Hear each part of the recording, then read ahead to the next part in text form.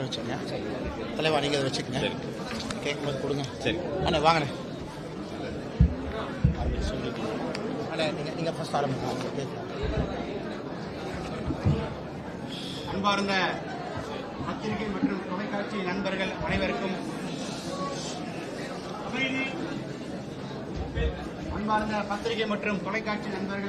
இனிய காலை வணக்கம்.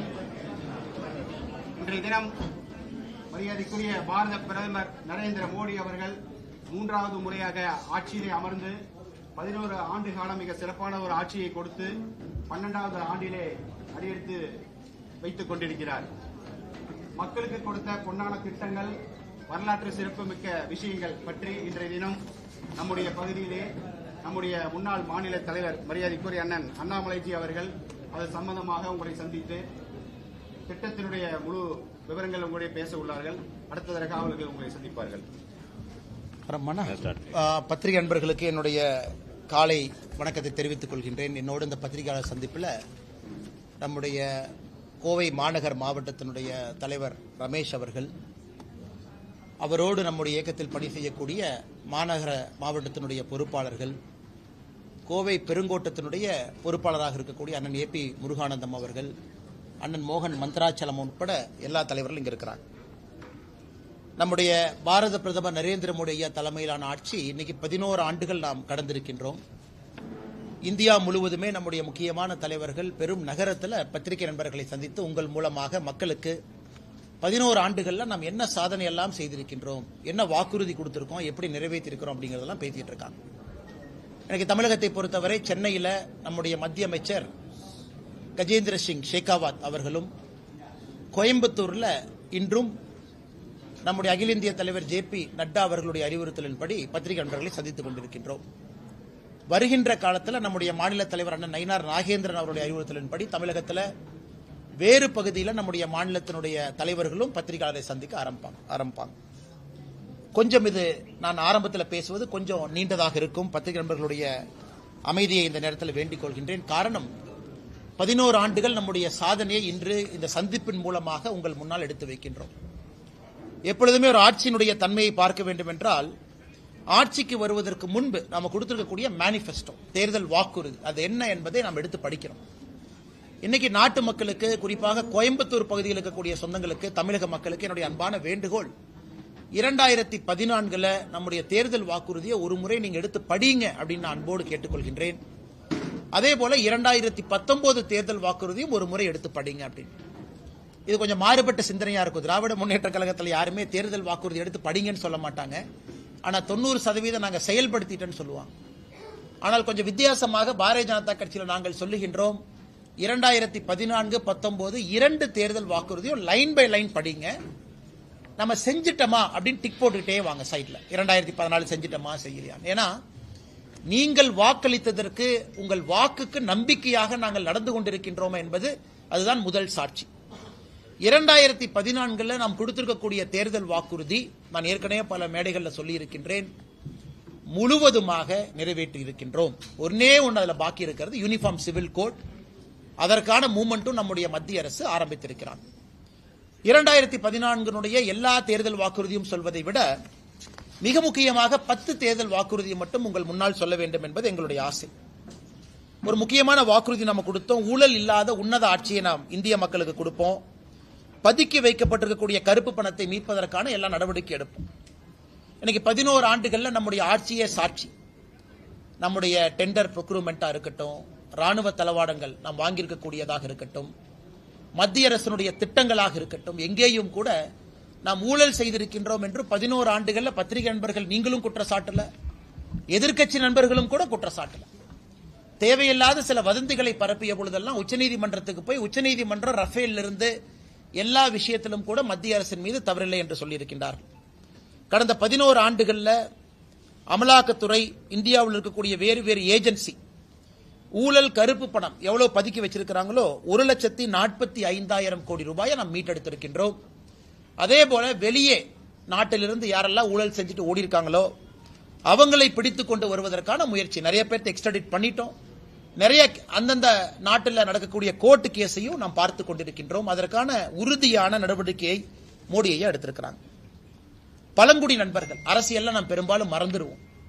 ஏன்னா அவங்க ஓட்டு வந்து பெருசா அவங்க போட மாட்டாங்க, தலைவர்கள் இல்ல அப்படின்னு மோடி அவர்கள் 2014 இருந்து பழங்குடி இடத்தை சார்ந்தவர்களுக்கு முக்கியத்துவம் கொடுத்து திரௌபதி முர்மு அவர்கள் இன்னைக்கு நம்முடைய ஜனாதிபதியாக பழங்குடி இனத்திலிருந்து வந்திருக்கிறாங்க. நாம் 2014 சொன்னோம், பழங்குடியினர் முன்னேற்றத்திற்காக வன்பந்து கல்யாண் யோஜனா திட்டம் கொண்டு வருவோம். அது மட்டும் இல்ல, பழங்குடியினத்தை உயர்த்துவதற்கான எல்லா நடவடிக்கையும் எடுப்போம், பொலிட்டிக்கலா எல்லாமே. இந்த திட்டத்தை 2014 ஆட்சிக்கு வந்தவுடன் அக்டோபர்ல ஆரம்பிச்சிட்டோம். இந்தியாவில் பழங்குடியினர் வசிக்கும் கிராமங்கள் மட்டுமே 63,843 கிராமங்கள் இருக்கு. ஒரு கிராமத்துக்குமே இந்த திட்டத்தை கொண்டு போயிருக்கோம். இதற்காக 26,135 கோடி ரூபாய் ஒதுக்கி இன்னைக்கு இந்தியாவில் பழங்குடியின மக்கள் சென்டர் ஆஃப் பாலிடிக்ஸ்ல முக்கியமான இடத்துல அமர்வதற்கான எல்லா நடவடிக்கை எடுத்திருக்கோம். 2014 தேர்தல் வாக்குறுதியில் இன்னும் ஒரு முக்கியமானது, ஆர்டிகல் 370 முழுமையாக நீக்கப்பட்டு காஷ்மீர் இந்தியாவோடு இணைப்போம் என்று சொன்னோம். அதை 2019 ஆகஸ்ட் மாதம் அதை நிறைவேற்றியிருக்கின்றோம். பாராளுமன்றத்திலும் சட்டமன்றத்திலும் பெண்களுக்கு 33% இடஒதுக்கீடு வழங்குவோம் என்று 2014 சொன்னோம். 2023 ஆண்டு செப்டம்பர் மாதம் இந்த வாக்குறுதியை நிறைவேற்றியிருக்கின்றோம். சாமானிய மக்களுக்கு மருத்துவ செலவினங்களை குறைப்பதற்காக புதிய திட்டத்தை கொண்டு வருவோம். 2018 ஆயுஷ்மான் பாரத் 5 லட்சம் ரூபாய் மருத்துவ காப்பீடு கொண்டு வந்திருக்கோம். இதுவரைக்கும் 37 கோடி பேர் ஆயுஷ்மான் பாரத் மூலமாக காப்பீடு அட்டையை பெற்றிருக்கின்றார்கள். 1,25 லட்சம் ரூபாய் மத்திய அரசு இந்த காப்பீடுக்காக நாம் செலவு செய்திருக்கின்றோம். தூய்மை இந்தியா திட்டத்தை துவங்குவோம். 2014 அக்டோபர் மாதத்தில் கொண்டு வந்திருக்கோம். 12 கோடி கிராமப்புற வீடுகளுக்கு திட்டத்தின் மூலமாக முதல் முறையாக கழிவறை கட்டி கொடுத்திருக்கின்றோம். விவசாயிகள் பயன்பெற பயிர் காப்பீடு திட்டத்தை அறிமுகப்படுத்துவோம். இதெல்லாம் நம்முடைய தேர்தல் வாக்குறுதிங்க. 2014 2016 பிப்ரவரி இதை ஆரம்பிச்சோம். கடந்த 8 ஆண்டுகளில் மட்டுமே நிவாரணமாக பயிர் காப்பீடு நிவாரணமாக 1,75,000 கோடி ரூபாய் விடுவித்திருக்கின்றோம். சிறு குறு விவசாயிகள் பயன்பெறுவதற்காக பிஎம் கிசான் திட்டத்தை துவங்கணும். அது 2019 பிப்ரவரியிலிருந்து அந்த திட்டத்திற்கு மட்டுமே 3,68,000 கோடி ரூபாய் 11 கோடி விவசாயிகளுக்கு செலவு செய்திருக்கின்றோம். நாட்டினுடைய 75வது சுதந்திர தின கொண்டாட்டத்தின் பொழுது கூரை வீடுகள் இல்லாத இந்தியாவை உருவாக்குவோம் என்கின்ற சங்கல்பத்தை எடுத்தோம். 2016 ஏப்ரல் திட்டத்தை ஆரம்பித்து இதுவரை 2.7 கோடி வீடுகள் கட்டியிருக்கின்றோம். பிஎம் ஆவாஸ் யோஜனா திட்டத்தின் கீழ் எம்எஸ்எம்இ, குறிப்பாக கோயம்புத்தூர் மாநகரத்தில் நம்முடைய மைக்ரோ ஸ்மால் மீடியம் என்டர்பிரைஸ் இருக்கிறாங்க. அவங்களுக்கு கடன் உதவி திட்டம் இந்தியாவில் முதலாக நம்முடைய தேர்தல் வாக்குறுதி அறிவித்தோம். 2015 ஏப்ரல் ஆரம்பிச்சு இன்னைக்கு வரைக்கும் 32,40,000 கோடி ரூபாய் நம்முடைய தொழில் முனைவோர்களுக்கு முத்ரா கடன் மூலமாக மத்திய அரசு கொடுத்திருக்கின்றோம். நம்முடைய திட்டங்கள்ல ஒரு சிறப்பு வாய்ந்த திட்டம் இந்த முத்ரா யோஜனா. ராமர் கோவில் கட்டுவோம், சட்ட திட்டங்களுக்கு உட்பட்ட அனைத்து சாத்தியக்கூறுகளையும் ஆராய்வோம் என்று 2014 சொன்னோம். 2019 உச்சநீதிமன்றத்தினுடைய தீர்ப்பு நவம்பர்ல வந்துச்சு. 2024 ஜனவரி மாதம் ராமர் கோவில் கட்டி கும்பாபிஷேகம் நடத்தியிருக்கின்றோம். இது நம்முடைய ஆட்சியினுடைய முதல் 5 ஆண்டுகள். எல்லா வாக்குறுதியும் நண்பர்கள் முன்னாடி சொல்றதுக்கு பதிலா முதல் 10 முக்கியமான 10 உங்கள் முன்னால் சொல்லியிருக்கின்றேன். பத்திரிகை நண்பர்கள் தயவு செய்து நீங்க ஒரு ஸ்பெஷல் ஒரு ப்ரோக்ராம் போட்டு நம்முடைய 2014 மேனிஃபெஸ்டோ எடுத்து நீங்க மக்களுக்கு நாங்கள் செய்திருக்கின்றோமா செய்யவில்லை என்பதை நீங்கள் கொண்டு சேர்க்க வேண்டும் என்று இந்த நேரத்தில் அன்போடு கேட்டுக்கொள்கின்றோம். 2019 5 ஆண்டுகள் ஆட்சிக்கு பிறகு மக்கள் மறுபடியும் ஆதரவு கொடுத்து 2019 நம்மை ஆட்சியில் அமர்த்தினார்கள். அப்ப நம்முடைய தேர்தல் வாக்குறுதி அதுல முக்கியமான 10 உங்கள் முன்னால் வைக்கின்றோம். குடியுரிமை திருத்த மசோதா கொண்டு வருவோம் என்று சொல்லியிருந்தோம். 2019 டிசம்பர் மாதம் கொண்டு வந்தோம். விவசாயிகள் பயன்பெற கிசான் கடன் அட்டை திட்டத்தை கொண்டு வருவோம் என்று சொன்னோம். 2020 டிசம்பர்ல கொண்டு வந்தோம். இன்னைக்கு 7.7 கோடி விவசாயிகளுக்கு 10 லட்சம் கோடி ரூபாய் நாம் கேசிசி திட்டம் மூலமாக கொடுத்திருக்கின்றோம். சிறு குறு விவசாயிகளுக்கு ஓய்வூதிய திட்டம் பென்ஷன் கொண்டு வருவோம் சொன்னாங்க. 2019 செப்டம்பர்ல ஆரம்பிச்சிருக்கிறோம். எனக்கு 60 வயதிற்கு மேல் விவசாயம் இருக்கக்கூடிய பயனாளிகளுக்கு மாசம் 3,000 ரூபாய் ஓய்வூதியம். நாட்டில் இதுவரைக்கும் 24,60,000 விவசாயிகள் இதில் பயன்பெற்றிருக்கின்றார்கள். மீனவர்கள் பயன்பெற மத்ஸ்ய சம்பந்த யோஜனா திட்டம் கொண்டு வருவோம் என்று சொன்னோம். 2020 செப்டம்பர் மாசம் ஆரம்பிச்சோம். 2020, 21, 24, 25 மட்டுமே 9,407 கோடி ரூபாய் நம்முடைய மீனவ நண்பர்களுக்காக செலவு செய்திருக்கின்றோம். 2025 ஆண்டு முடியும் பொழுது, அதாவது இந்த ஆண்டு டிசம்பர் முடியும் பொழுது இந்தியா $5 ட்ரில்லியன் என்று சொன்னோம். 2019 சொன்னோம். இன்னைக்கு இந்தியா 4.1 ட்ரில்லியன். இன்னைக்கு நாம ஜூன்ல இருக்கோம். 4.1 ட்ரில்லியன். குறிப்பாக நாம் இதை புரிந்து கொள்ள வேண்டும். கொரோனால 2 ஆண்டுகள் 2020, 2021 கொரோனா பெரும் தொற்றுல நம்ம மாட்டியும் கூட நம்ம சொன்ன டார்கெட்டை நோக்கி போயிட்டு இருக்கோம். சமீபத்தில் ஜப்பான் நாட்டை முன்னேற்றம் செய்து உலகத்தினுடைய 4வது பெரிய பொருளாதார நாடாக மாறி இருக்கின்றோம். உலகத்தில் வேகமாக வளரக்கூடிய பொருளாதார நாடாக இருக்கின்றோம். எனக்கு international monetary fund 2027 India 5 trillion பொருளாதாரத்தை தொடும் என்கின்ற ஒரு இலக்கை அவங்களே கொடுத்திருக்கிறாங்க. நம்முடைய குரோத் சார்ட்டை வச்சு அனைத்து வீடுகளுக்கும் குழாய் மூலமாக குடிநீர் வழங்கும் திட்டம் செயல்படுத்துவோம் என்று 2019 மேனிஃபெஸ்டோல சொன்னாங்க. ஆகஸ்ட் மாதம் திட்டத்தை ஆரம்பித்தோம். நாட்டில் 12 கோடி வீடுகள், அதாவது மொத்தம் இருக்கக்கூடிய வீடுகளில் 76% நாட்டு மக்களுடைய வீடுகளுக்கு குழாய் மூலமாக குடிநீர் திட்டத்தை கொண்டு வந்திருக்கின்றோம். நாட்டில் 75 புதிய மருத்துவக் கல்லூரிகள் அமைப்போம் என்று 2019 சொன்னோம். 2019 ஆகஸ்ட் திட்டத்தை துவங்கினோம். தமிழகம் உட்பட தமிழகத்துக்கு 11 மருத்துவக் கல்லூரி உட்பட 75 மருத்துவக் கல்லூரிகளும் கொடுத்து விட்டோம். நாட்டில் 5 ஆண்டுகளில் 60,000 கிலோமீட்டர் தேசிய நெடுஞ்சாலை போடுவோம் நம்ம சொன்னோம். 2019 2024 முடியறக்குள்ள மறுபடியும் பத்திரிகை நண்பர்கள் ஞாபகப்படுத்துறோம். கொரோனா தொற்று இருந்தும் கூட 5 ஆண்டுகள்ல 56,701 கிலோமீட்டர் நேஷனல் ஹைவே நாம் போட்டிருக்கோம். நாட்டில் புதிதாக 200 நவோதய வித்யாலயா கேந்திரிய வித்யாலயா ஆரம்பிப்போம் சொன்னோம். 2019 ஆண்டுகளுக்கு பிறகு 113 கேந்திரிய வித்யாலயா நவோதயா பள்ளிகள் நாம திறக்க ஒப்புதல் வாங்கியிருக்கின்றோம், திறந்திருக்கின்றோம். வறுமை கோட்டிற்கு கீழே இருக்கவங்கள சிங்கிள் டிஜிட், அதாவது ஒற்றை எண்ணிக்கை அடிப்படையில் கொண்டு வந்துருவோம். நம்முடைய நாட்டில் மிக இரட்டை எண்ணிக்கை அடிப்படையில் இருக்கிறாங்க, பெர்சன்டேஜ் இதில் கொண்டு வந்துவோம் என்று சொன்னோம்.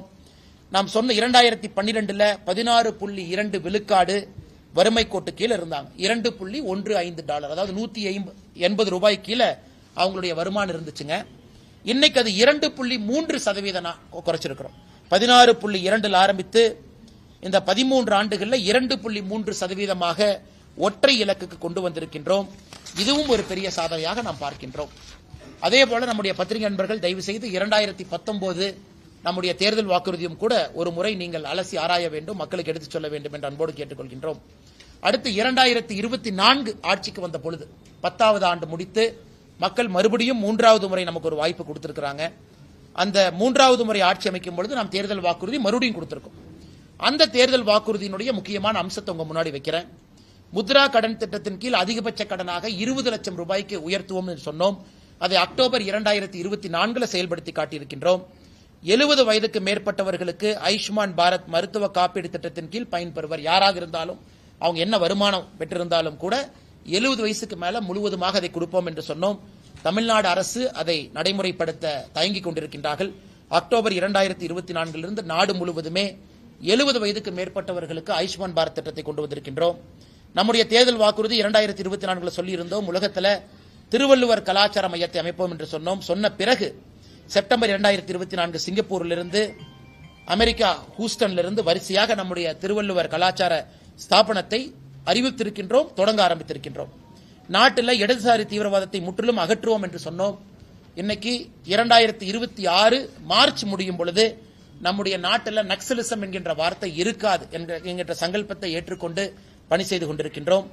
அதே போல 2014, 2019, 2024 3 தேர்தல் வாக்குறுதியும் கூட நாட்டில் யூனிஃபார்ம் சிவில் கோட், எல்லா மதம் எல்லா சமுதாயத்திற்கு ஒரே ஒரு சட்டம் என்று சொன்னோம். அதை நிச்சயமாக பாஜக நிறைவேற்றும், அதற்கான எல்லா முயற்சியும் எடுத்துக் கொண்டிருக்கின்றோம். இது நம்முடைய தேர்தல் வாக்குறுதியை பொறுத்தவரை 11 ஆண்டுகளில் நம்முடைய நாடு எங்கே சென்றிருக்கிறது, நம்முடைய கட்சி என்ன செய்திருக்கின்றோம். அதன் பிறகு தமிழகத்திற்கும் அகில இந்தியாவிற்கும் ஒரு விஷயத்துல கம்பாரிசன். அவங்க என்ன இந்தியா அளவில் என்ன இருக்கு, தமிழ்நாட்டுக்கு நம்ம என்ன பண்ணியிருக்கோம். இந்திய அளவில் இங்க கூட பாத்தீங்கன்னா பேங்க் ஆஃப் பரோடா அவங்க இருக்கிறாங்க. இந்த இதுல ஜன்தன் யோஜனா வங்கி கணக்கு துவங்கணும். 53 கோடி பேர் இந்தியாவில் நம்ம ஆட்சிக்கு வந்த பிறகு வங்கி கணக்கு துவங்கி இருக்கின்றார்கள். தமிழகத்தில் 1,69,00,000 கடந்த 11 ஆண்டுகளில் முதலாக வங்கி கணக்கு துவங்கி இருக்கிறாங்க. நாட்டில் 52 கோடி முத்ரா லோன் கொடுத்திருக்கோம், 32 லட்சம் கோடி. தமிழகத்தில் 5,79,00,000 முத்ரா லோன் கொடுத்திருக்கோம், 3,20,000 கோடி. இந்தியாவில் முத்ரா லோன்ல தமிழகம் முதல் படியான மாநிலமாக இருக்கின்றோம். ஆயுஷ்மான் பாரத் இந்தியாவில் 37 கோடி கொடுத்திருக்கோம், தமிழகத்தில் 80 லட்சம் கொடுத்திருக்கின்றோம். டேப் வாட்டர், அதாவது குடிநீர் குழாய் மூலமாக 12.2 கோடி வீடுகளுக்கு கொடுத்திருக்கோம், தமிழ்நாட்டில் 89,23,000 வீடுகளுக்கு கொடுத்திருக்கின்றோம். அதே போல டாய்லெட் 12 கோடி இந்தியாவில், தமிழகத்தில் 60,09,000 பேருக்கு நாம் ஆட்சிக்கு வந்த பிறகு முதலாக கழிப்பறை அவர்களுடைய வீட்டுக்கு வந்திருக்கிறது. உஜ்வாலா யோஜனா, எல்பிஜி சிலிண்டர், நாட்டில் முதலாக 10 கோடியே 30 லட்சம் பேருக்கு கடந்த 11 ஆண்டுகள்ல கேஸ் சிலிண்டர் வந்திருக்கு. தமிழகத்தில் முதலாக கேஸ் சிலிண்டர் வந்திருக்கக்கூடிய எண்ணிக்கை 40,99,000 குடும்பங்களுக்கு கேஸ் சிலிண்டர் கொடுத்திருக்கோம். அதே போல பிஎம் ஆவாஸ் யோஜனா கிராமீன், கிராமப்புறம் 2.7 கோடி வீடுகள் கட்டியிருக்கின்றோம். தமிழகத்தில் 6,41,532 வீடுகள் கட்டியிருக்கின்றோம். அதே போல இளைஞர்களுக்கு பயிற்சி கொடுத்து அடுத்த கட்டம் எடுத்து செல்வதற்கான பிஎம் கௌசல் விகாஸ் யோஜனா 1,42,00,000 இளைஞர்களை நாடு முழுவதுமே நம்ம ட்ரெயின் பண்ணியிருக்கோம். தமிழகத்தில் 8,68,443 இளைஞர்கள் இதை பயிற்சி பெற்றிருக்கின்றார்கள். 1,76,000 ஸ்டார்ட் அப், 118 யூனிகான் இதெல்லாம் நாம உருவாக்கி இருக்கின்றோம். தமிழகத்தில் 10,814 ஸ்டார்ட் அப்பை உருவாக்கி இருக்கின்றோம். அதே போல Atal tinkering lab 3,500 start up incubate பண்ணி 32,000 ஜாப் உருவாக்கி இருக்கோம்.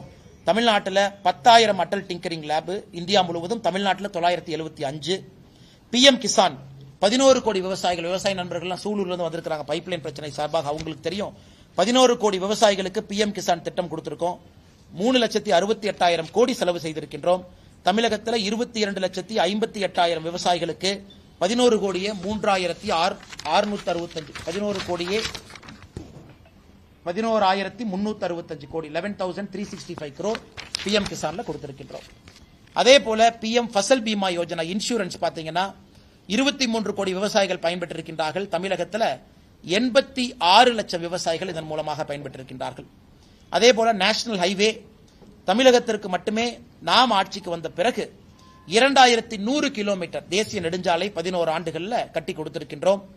இன்னைக்கு தமிழகம் 7,000 கிலோமீட்டர் தாண்டி தேசிய நெடுஞ்சாலை தமிழகத்தில் இருக்குதுங்க. இதெல்லாம் நாம் செய்திருக்கக்கூடிய சாதனையாக இந்த நாள் 11 ஆண்டுகள் நம்முடைய ஆட்சி அமைத்த பிறகு பத்திரிகை முன்பு வைக்கின்றோம். அதையெல்லாம் தாண்டி மிக முக்கியமாக சில விஷயங்களையும் நாம் கையில் எடுத்திருக்கின்றோம். மெட்ரோ, கோயம்புத்தூருக்கு விரைவில் மெட்ரோ வர வேண்டும் என்பது எங்களுடைய ஆசை. அதற்கான எல்லா பிரயத்தனம் எடுத்துக் கொண்டிருக்கின்றோம். 2014 வெறும் 5 நகரத்திற்கு மட்டும் மெட்ரோ இருந்துச்சுங்க. இன்னைக்கு 23 நகரங்களுக்கு மெட்ரோ வந்திருக்கிறது. வெறும் 248 கிலோமீட்டர் வழித்தடம் இருந்துச்சு மெட்ரோ, இன்னைக்கு 1000 கிலோமீட்டர் வந்திருக்கு. ஏர்போர்ட் 2014 74 ஏர்போர்ட் இருந்துச்சு, இன்னைக்கு 160 விமான நிலையங்கள். 1,51,00,000 பேர் இந்த உடான் ஸ்கீமை பயன்படுத்தி முதல் முறையாக விமானத்தில் பயணம் செய்திருக்கின்றார்கள். அமிர்த் பாரத் ஸ்கீம்ல 1,300 ரயில்வே நிலையங்களை புதுப்பித்திருக்கின்றோம்.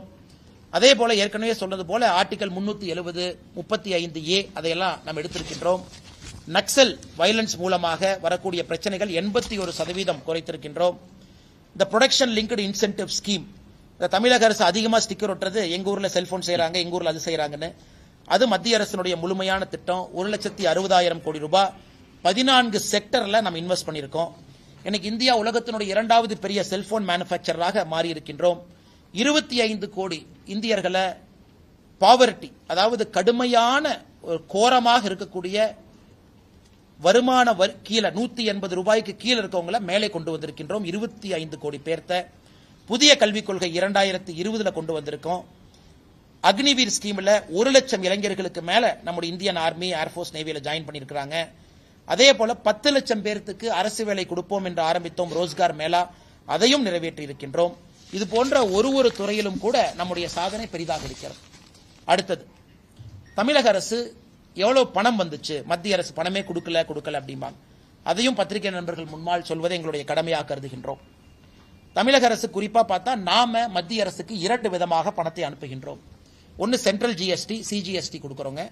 இன்னொன்னு இன்கம் அண்ட் கார்பரேட் டாக்ஸ். நாம இன்கம் டாக்ஸ் கட்டுறோம், கார்பரேட் கார்பரேட் டாக்ஸ் கட்டுறாங்க. இரண்டும் மத்திய அரசுக்கு போகுது.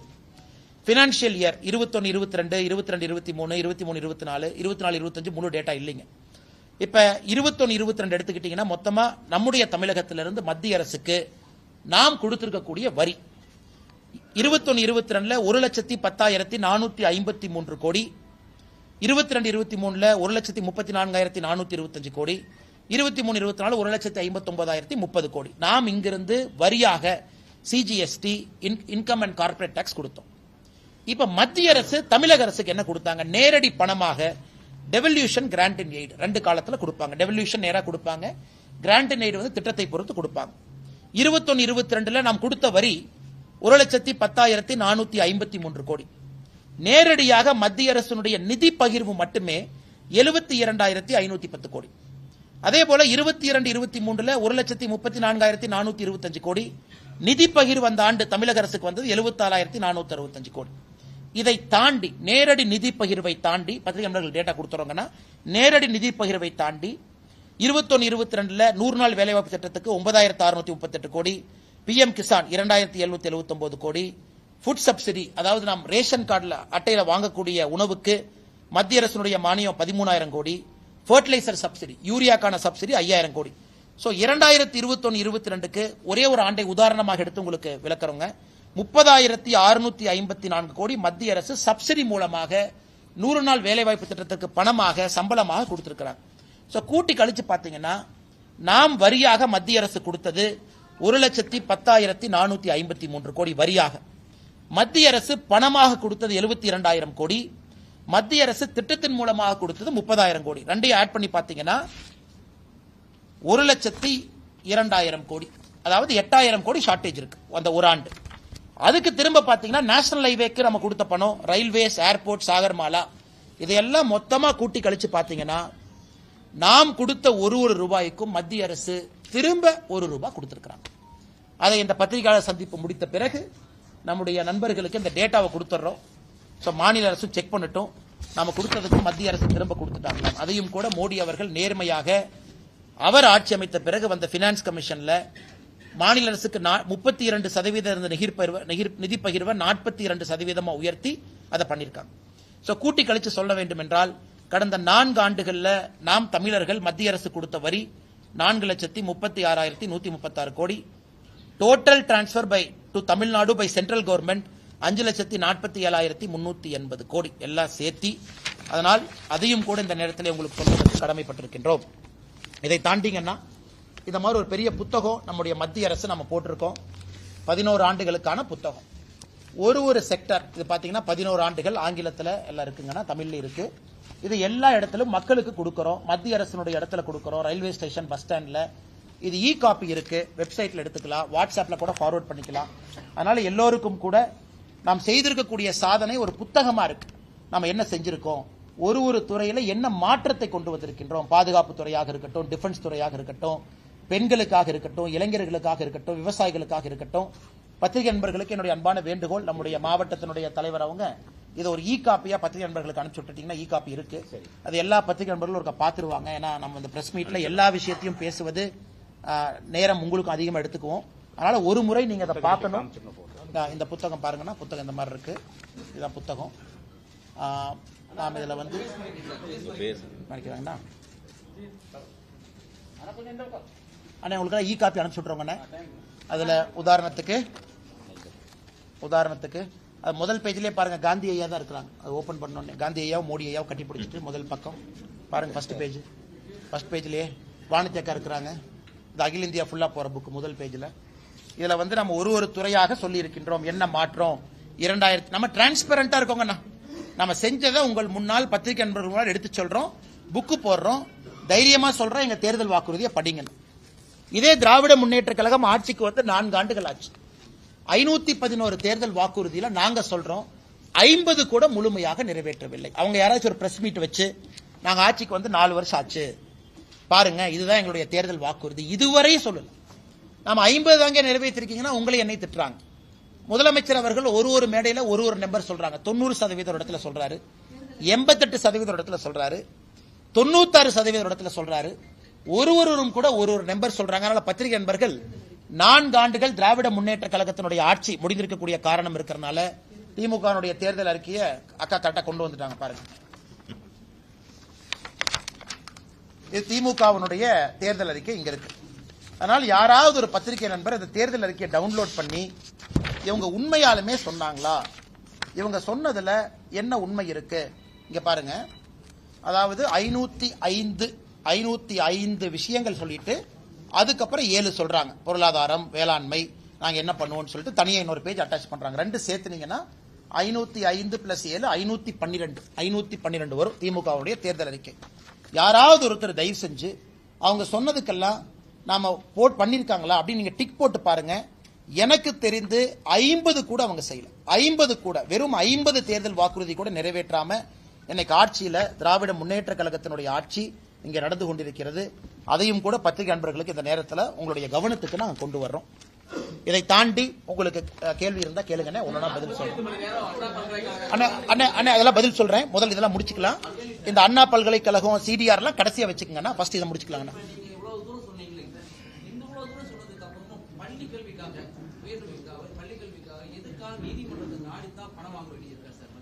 அண்ணா ஃபர்ஸ்ட் இது சம்பந்தமா கேள்வி இல்லைங்கண்ணா, இது சம்பந்தமா இல்ல. பெட்ரோல் டீசல் விலை குறைப்புன்னு சொல்லியிருந்தீங்க தேர்தல் வாக்குறுதியில, அதை பத்தி ஒரு வார்த்தை கூட பேசுறீங்க. அண்ணா தேர்தல் வாக்குறுதியிலே பெட்ரோல் டீசல் விலை குறைப்பதாக சொன்னோம், குறைத்திருக்கின்றோம். எவ்வளவு குறைச்சிருக்கீங்க? 5 ரூபா 4 ரூபா ஒரு முறை குறைச்சோம், ஒரு முறை 10 ரூபா 7 ரூபா குறைச்சோம், எல்பிஜி சிலிண்டர் குறைச்சோம். ஆனா இதே தேர்தல் திமுக தன்னுடைய தேர்தல் வாக்குறுதியில பெட்ரோல் டீசல் விலையை குறைக்கிறேன்னு சொன்னாங்க. நாங்க 2 முறை குறைத்திருக்கின்றோம் 11 ஆண்டுகள்ல. 2 முறை பாரதிய ஜனதா கட்சி ஆட்சியில குறைச்சிருக்கிறோம், கடந்த முறை தீபாவளியில குறைச்சிருக்கிறோம். ஆனா நம்முடைய ஆட்சியில் நம்ம ஏத்துறது இல்லைங்கண்ணா. ஆயில் மார்க்கெட்டிங் கம்பெனி சந்தை நிலவரப்படி அவங்க பிக்ஸ் பண்றாங்க. பெட்ரோலியம் மினிஸ்டரோ மத்திய அமைச்சரோ நாங்க அமைச்சரவையிலிருந்து 10 ரூபாய் ஏத்துங்க 20 ரூபாய் ஏத்துங்கன்னு சொல்றது இல்லைங்க. அதுக்கு ஒரு ஃபார்முலா இருக்கு. International Brent oil crude price, அது லேண்டிங் காஸ்ட் மும்பைல, அது மும்பைல லேண்ட் ஆனதுக்கு அப்புறம் அந்த லேண்டிங் காஸ்ட் வச்சு ஆயில் மார்க்கெட்டிங் கம்பெனி ஓஎம்சி ஒரு பிரைஸ் பிக்ஸ் பண்றாங்க. இதுல மத்திய அரசினுடைய தலையீடு எங்கேயுமே இல்லை. இப்ப எங்க மத்திய அரசு இன்டர்நேஷனல் பிரைஸ் குறையுது அப்படிங்கிற இடத்துல 2 முறை நாம இன்டர்வீன் பண்ணி குறைன்னு சொல்லியிருக்கோம். இது நண்பருக்கு ஒரே ஒரு உதாரணம் சொல்றேன். மாநில அரசுகளாக நீங்க கேட்கலாம், மத்திய அரசு நீங்க குறைச்சிட்டீங்க, மாநில அரசு குறைச்சுதான். பாரதிய ஜனதா கட்சி ஆளுகின்ற எல்லா மாநிலத்திலும் மாநில அரசு தனியா பெட்ரோலை குறைச்சாங்க. உதாரணத்துக்கு கர்நாடகா, நாம 10 ரூபா குறைச்சதுக்கு அப்புறம் கர்நாடகால 5 ரூபா குறைச்சாங்க. இது எவ்வளவு பெரிய ஆச்சரியம் பாருங்க. அப்ப கர்நாடகால யாராச்சும் இன்னைக்கு இருக்கிறாங்க அப்படின்னா 15 ரூபாய் குறைச்சிருக்காங்க. மாநில அரசு 5 ரூபாயும் மத்திய அரசு 10 ரூபாய். ஆனா தமிழகத்துல கர்நாடகால பிஜேபி அரசு எங்கேயுமே கர்நாடகாவினுடைய ஆளுகின்ற இதுக்கு முன்னாடி ஆண்ட பிஜேபி அரசு நாம் குறைப்பதாக சொல்ல இருந்தும் குறைச்சோம். ஆனா தமிழகத்துல திராவிட முன்னேற்ற கழக அரசு தேர்தல் வாக்குறுதியாக கொடுத்து விட்டும் கூட சிலிண்டருக்கு 100 ரூபாய் குறைக்கணும் குறைக்கல, பெட்ரோல் டீசல் 5 ரூபாய் 4 ரூபாய் குறைக்கணும் குறைக்கல. அப்படி இருந்தும் கூட பத்திரிகை நண்பர்கள்ட்ட அக்கௌண்டபிலிட்டி இல்லாம சுத்துறாங்க. ஒரு பத்திரிகை நண்பர்கள் ஒரு பிரஸ் மீட் வைக்கும்போது நீங்க கேட்பீங்க, அண்ணா 4 வருஷம் ஆச்சு, இன்னைக்கு பாஜக சொல்றாங்க நாங்க இவ்வளவு பண்ணிருக்கோம், இன்னைக்கு உங்க தேர்தல் வாக்குறுதி 505 + 7 512, நீங்க ஏன் செய்யல அப்படின்னு பத்திரிகை நண்பர்கள் நீங்களும் கேட்கணும். ஏன்னா ஒரு ஜனநாயகத்தில் அக்கௌண்டபிலிட்டி வேணும் அல்லங்கண்ணா. நாம நம்ம நண்பர்களுக்கு என்னுடைய அன்பான அறிவுறுத்தல், international Brent crude oil price landing cost வச்சு நம்ம பண்றோம். எங்கேயும் யாருக்கும் அநியாயம் பண்ணல. எந்த ஆயில் மார்க்கெட்டிங் கம்பெனி, ஒரு பாரத் பெட்ரோலியமோ இந்தியன் ஆயிலோ மக்கள்கிட்ட நாங்க சம்பாதிச்சு 50,000 கோடி ப்ராஃபிட் பண்றோம், அதற்கும் நாங்கள் விடல. எங்களை பொறுத்தவரை பெட்ரோல் டீசலாக இருக்கட்டும், எல்பிஜி சிலிண்டராக இருக்கட்டும், ஏழை மக்களோடு எப்போதும் நின்று கொண்டிருக்கின்றோம். பெட்ரோல் டீசல் விலை என்ன இப்ப என்ன இருக்கு? அப்ப சென்ட்ரல் கவர்மெண்ட் வந்து எவ்வளவு வசூலிச்சாங்க, இப்ப எவ்வளவு வசூலிக்கிறாங்க? அன்னைக்கு கேஸ் பிரைஸ் என்ன, இன்னைக்கு கேஸ் பிரைஸ் என்ன ஒரு கம்பேரிசன். அண்ணா 2014 நம்ம ஆட்சிக்கு வந்த பொழுது வெறும் 64% மக்கள் வீட்டுல மட்டும்தான் கேஸ் சிலிண்டர் இருந்துச்சு. உதாரணத்துக்கு என்னுடைய அம்மாச்சி வீட்டுல சொல்றது அண்ணா சொல்றேன், இல்ல நான் சொல்றேன் கேட்கிறேன், நல்ல கேள்வி, நான் சொல்ற பதிலி நீங்க கேட்டுக்கங்க, நல்ல கேள்வி நீங்க கேட்டது. 2014 நம்ம ஆட்சிக்கு வந்த பொழுது வெறும் 64% மக்கள் வீட்டுல கேஸ் சிலிண்டர் இருந்துச்சு. அதையும் நீங்க பாருங்க, 36% மக்களுக்கு நம்ம கேஸ் சிலிண்டர் கொடுத்திருக்கோம் முதலாம். இன்னைக்கு இந்தியால 99.99% வீட்டுல கேஸ் சிலிண்டர் கொடுத்தாச்சு. அப்ப நம்முடைய அரசு, மோடி ஐயா அரசு 36% மக்களுக்கு புதுசா இலவச சிலிண்டர் கொடுக்கிறோம். அதற்கான முதல் சிலிண்டர் காஸ்ட்டை ஏத்துக்கிறோம், அதற்கான சப்சிடி போடுறோம். அதை ஏன் பார்க்க மாட்டீங்க? அதாவது எல்லாம் என்ன சொல்றாங்க, ஒரு காங்கிரஸோ திமுகவோ 2014 ரேட், அதே காங்கிரஸ் திமுக கேட்கிறேன், 2014 இந்திய மக்கள் பயன்படுத்திய மொத்த கேஸ் அளவு எவ்வளவு, 2025 எவ்வளவு? 36% மக்களுக்கு கேஸே கொடுக்காம பணக்காரங்க 64% கொடுத்தா நாடு முன்னேறிடுவாங்கன்னா, நாம் இன்று அதையும் கொடுத்திருக்கோம். அதையும் நீங்க ஃபேக்டர் பண்ணுங்க.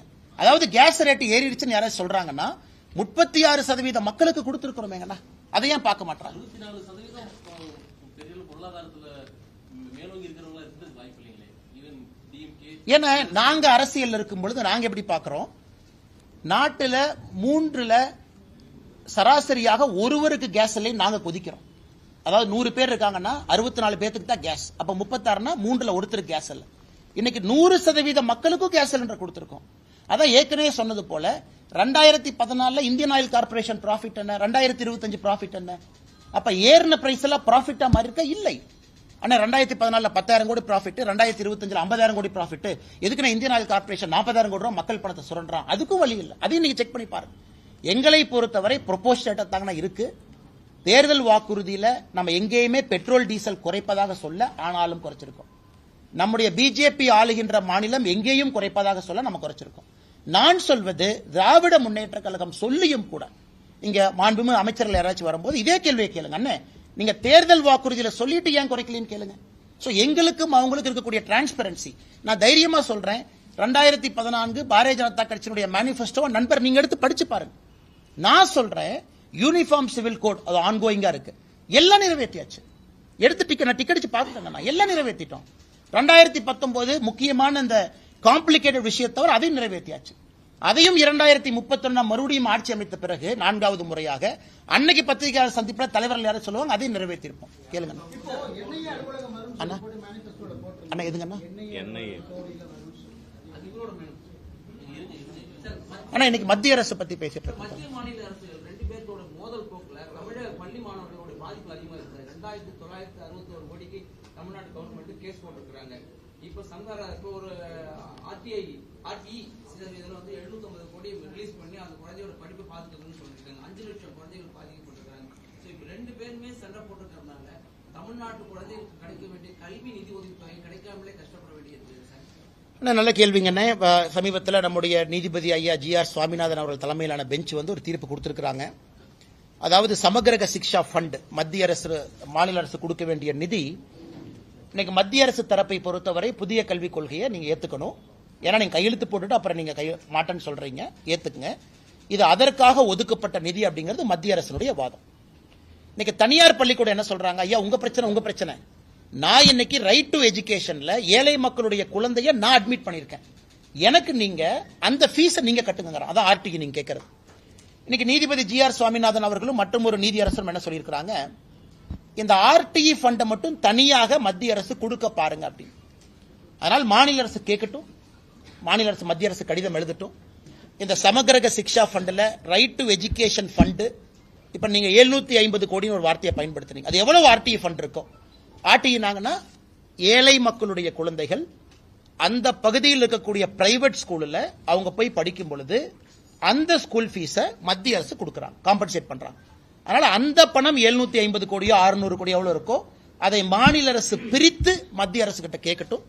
நிச்சயமாக பிரைவேட் ஸ்கூல் என்ன சொல்றாங்க, சார் எங்களுக்கு பணம் வர மாட்டேது, மத்திய அரசு மாநில அரசு நீங்க சண்டை போறது ஓகே, உங்க சண்டையில எதுக்கு எங்களுக்கு பணம் வராம இருந்தா நாங்க எப்படி ஸ்கூல் நடத்தும்? ஆனால் நிச்சயமாக நம்முடைய தலைவர் நயினார் அண்ணன், நம்முடைய மூத்த தலைவர்கள் இருக்கிறாங்க, அவங்க இதை பத்தி யோசிச்சுட்டு இருக்காங்க, பார்த்துட்டு இருக்காங்க. ஒருவேளை மாநில அரசு இதை மத்திய அரசுக்கு கடிதமாக எழுதுறாங்க, ஆர்டிஇ ஃபண்ட் எவ்வளவு, மிச்ச ஃபண்ட் எவ்வளவுன்னு கேட்டாங்கன்னா அதை மத்திய அரசினுடைய கவனத்துக்கு எடுத்துட்டு போய் இந்த பிரச்சனையை தீர்ப்பதற்கான முயற்சி எடுக்கிறோம்.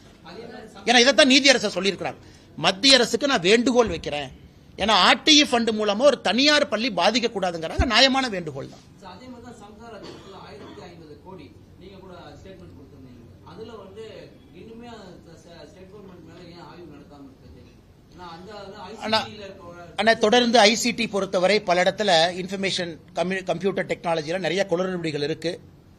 எங்களுடைய ஆதங்கம் வந்து மத்திய அரசு ஆடிட் பண்ணணும். குறிப்பா அந்த ஐசிடி உட்பட கொடுத்த பணத்தை கம்ப்யூட்டருக்கு பயன்படுத்தினாங்களா, கொடுத்த பணத்தை இதற்கு தான் பயன்படுத்தினாங்களா, இல்ல வேற ஏதாச்சும் நிதியை திருப்பி விட்டுட்டாங்களான்னு. அதனால் பொறுத்திருந்து பார்ப்போம். அண்ணா டெக்ஸ்டைல் இண்டஸ்ட்ரியில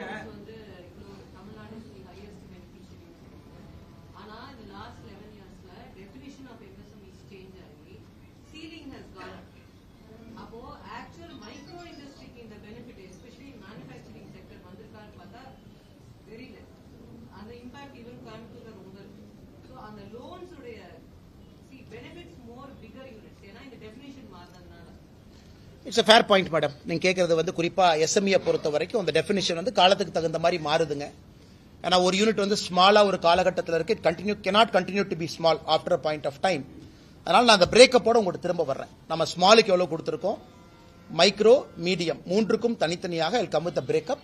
அந்த டேட்டாவை பார்த்த பிறகு முரண்பாடுகள் இருக்கு அப்படின்னா we will take it up to the concerned minister. எனக்கு தெரிஞ்சு இது இருப்பதற்கான வாய்ப்புகள் குறைவு. பட் இருந்தாலும் நான் எஸ்எம்இயா உங்களுக்கு ஒரு டேட்டாவை கொடுத்தேன், ஒரு பிரேக்கப்போட உங்கள்கிட்ட பேசுறேன். சார் டெக்ஸ்டைல் இண்டஸ்ட்ரியில பொறுத்த வரைக்கும் பாலிஸ்டர் விஸ்கோஸ் இருக்கு இல்லைங்களா, அதோட இம்போர்ட் இதுக்கு தரக்கட்டுப்பாடுன்னு ஒன்று விதிச்சு பல வருஷமா கோரிக்கை கொடுத்துட்டு இருக்காங்க. ஒரு சில கார்பரேட் நிறுவனங்கள் மட்டும் பயன்பெறுறதுனால என்டையர் இந்தியன் டெக்ஸ்டைல் இண்டஸ்ட்ரியே பாதிக்கப்படுதுன்னு சொல்லி சொல்றாங்க இண்டஸ்ட்ரி. அதை பத்தி அண்ணா இதே கேள்வியை 4 மாசம் முன்னாடி பிரஸ் மீட்ல நீங்க கேட்டீங்க, இதே அண்ணன் நீங்க தான் கேட்டீங்க, இதே கேள்விக்கு 4 மாசம் முன்னாடி பதில் சொன்னேன். இல்ல நல்ல கேள்விதான், நல்ல கேள்விதான். நான் பாராட்டுறேன். அண்ணே பாராட்டித்தானே பதில் சொல்றேன். நீ கேட்டது தப்புன்னு சொல்றேன்னா, அதனால அன்னைக்கு சொன்ன அண்ணா இல்ல நீங்க அண்ணே அந்த ஆன்சர் ஒரு நிமிஷம்னா நான் சொன்ன ஆன்சர் அவர் சொல்ல சொல்லுங்க. ஆன்சரே கேட்க மாட்டீங்க. நான் சொன்ன ஆன்சர் சொல்ல சொல்லுங்க. நான் அன்னைக்கு சொன்ன ஆன்சரை சொல்ல சொல்லுங்க. பிரஸ் மீட்ல நீங்க கேட்ட கேள்விய பிசிறு மாறாம நான் கேள்வியை திரும்ப சொல்றேன். நான் சொன்ன பதில நீங்க சொல்லுங்க. நாங்க மானிட்டரிங் பண்ணிட்டு இருக்கோம். கண்டிப்பா தொழில்துறையினருடைய கோரிக்கையும் பரிசீலனை பண்ணுவோம். இங்க இருக்கக்கூடிய கோயம்புத்தூர்ல இருக்கக்கூடிய விஸ்கோஸ் நிறுவனத்திற்கு, இங்க இருக்கக்கூடிய நிறுவனம், நீங்க கோயம்புத்தூர் விஸ்கோஸ் நிறுவனம் குறிப்பா ஆர்டிபிஷியல் ஃபைபர்ஸ் இன்னைக்கு இந்தோனேஷியா போன்ற நாடுகள் முக்கியத்துவம் கொடுக்கறாங்க. நார்த் இந்தியாவில் 2 கம்பெனி டாமினேட் பண்றாங்க. இதனால பிரச்சனை ஆகுது அப்படிங்கிற ஒரு அடிப்படை தன்மை இருக்கு. கோயம்புத்தூர்ல ஆர்டிபிஷியல் ஃபைபர்ல யார் இருக்காங்களோ அவங்கள கூட்டிட்டு போய் நிதியமைச்சரை பார்க்க வச்சோம். இவங்க எல்லாம் பார்த்தாங்க. அவங்களுக்கு எந்த விதமான கம்ப்ளைண்ட் இப்ப இல்லைங்கண்ணா. நிதியமைச்சரை பார்த்த பிறகு ஆர்டிபிஷியல் ஃபைபர் மேனுஃபேக்சர் பண்ணக்கூடிய கோயம்புத்தூரை சார்ந்த தொழிலதிபர்களுக்கு பிரச்சனை இல்ல. அதற்கான நிவர்த்திகள் சில இடத்துல கொடுத்திருக்கோம். ஆனா டெக்ஸ்டைல பொறுத்த வரைக்கும் இட் இஸ் வெரி டைனமிக். 2 வருடத்திற்கு முன்பு கொடுத்த தீர்வு இன்னைக்கு அப்ளை ஆகாது. இட் இஸ் சோ டைனமிக், மாறிக்கிட்டே இருக்கும். அதனால் எங்களை பொறுத்தவரை அண்ணன் கேட்கிற கேள்வி தவறுன்னு நான் சொல்ல, அதே பதில தான் நான் திரும்ப சொல்றேன். பிரச்சனைகள் வரும்போதெல்லாம் அதை தீர்ப்பதற்கான எல்லா முயற்சி எடுக்கிறோம். ஒரே பிரச்சனை தொடர்ந்து இருப்பதில்லை. ஒரு காலத்துல இம்போர்ட் டியூட்டி வேணும்னு கேட்டாங்க, இன்னைக்கு இம்போர்ட் டியூட்டி வேண்டான்னு கேட்கறாங்க.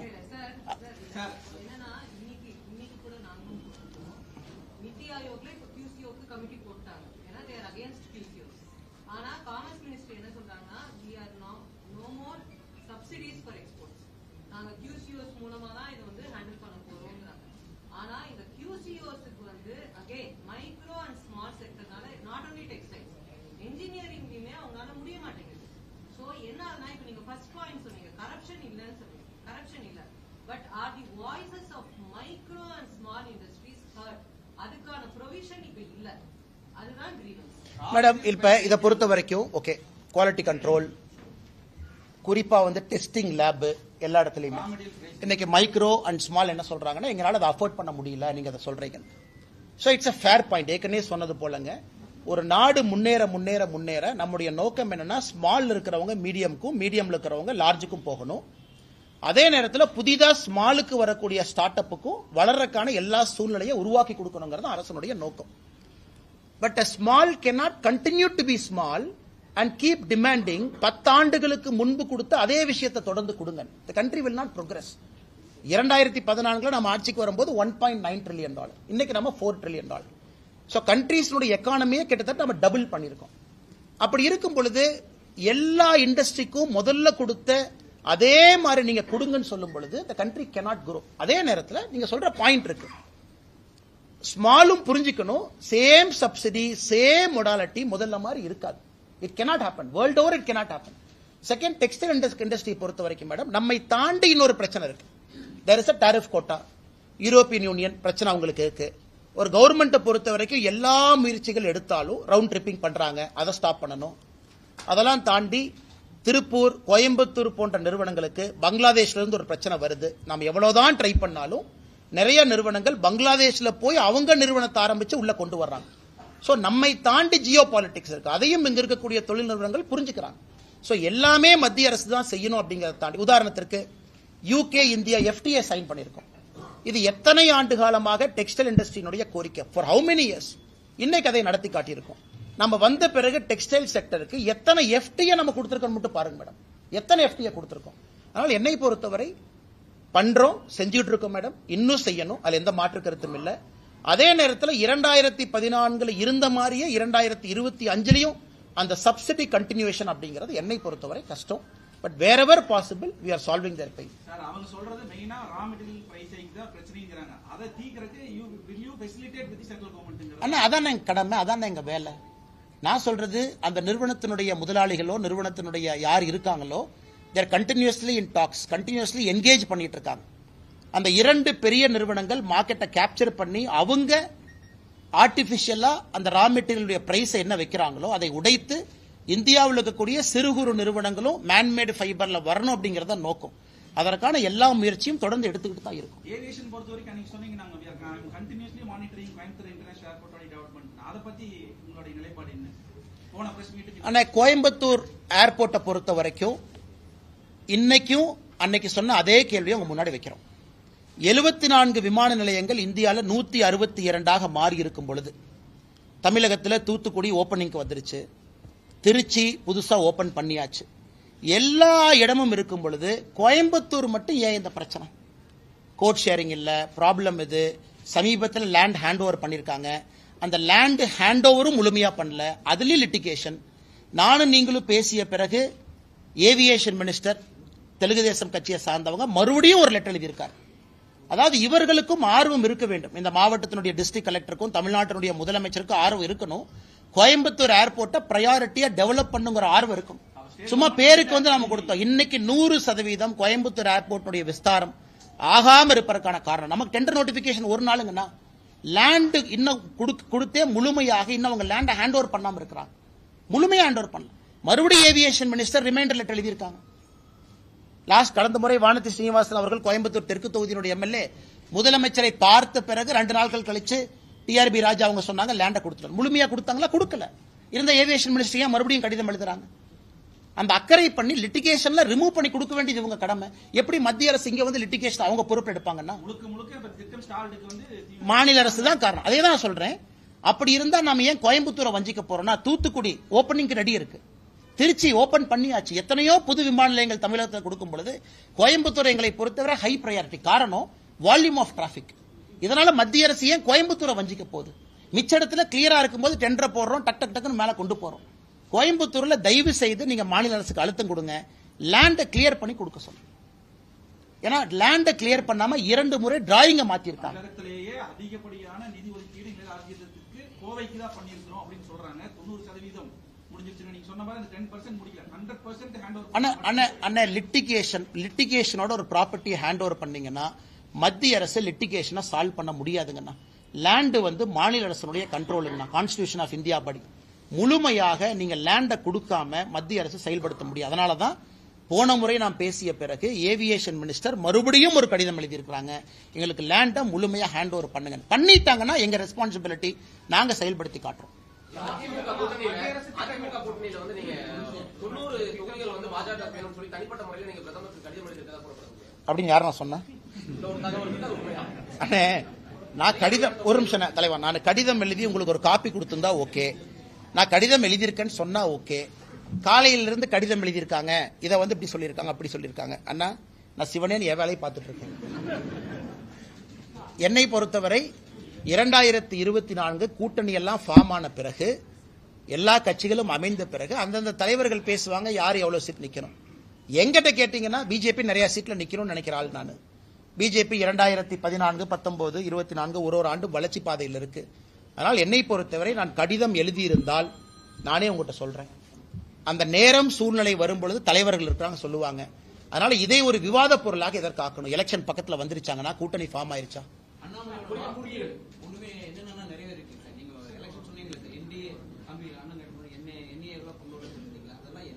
என்ஐஏக்கு வந்து நம்முடைய உள்துறை அமைச்சர் கடிதம் போட்டிருக்காங்க.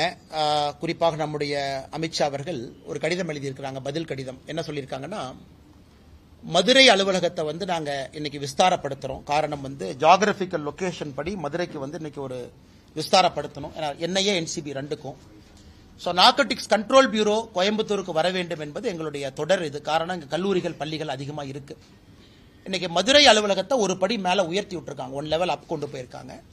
அது கோயம்புத்தூர் உட்பட எல்லா பகுதிக்கும் அது பார்த்துக்கணும் அப்படின்னு என்ஐஏக்கு நாங்கள் எழுதின கடிதத்திற்கு பரிசீலிப்பதாக கடிதம் எழுதியிருக்கிறாங்க. ஸோ பரிசீலனையில் இருக்கு.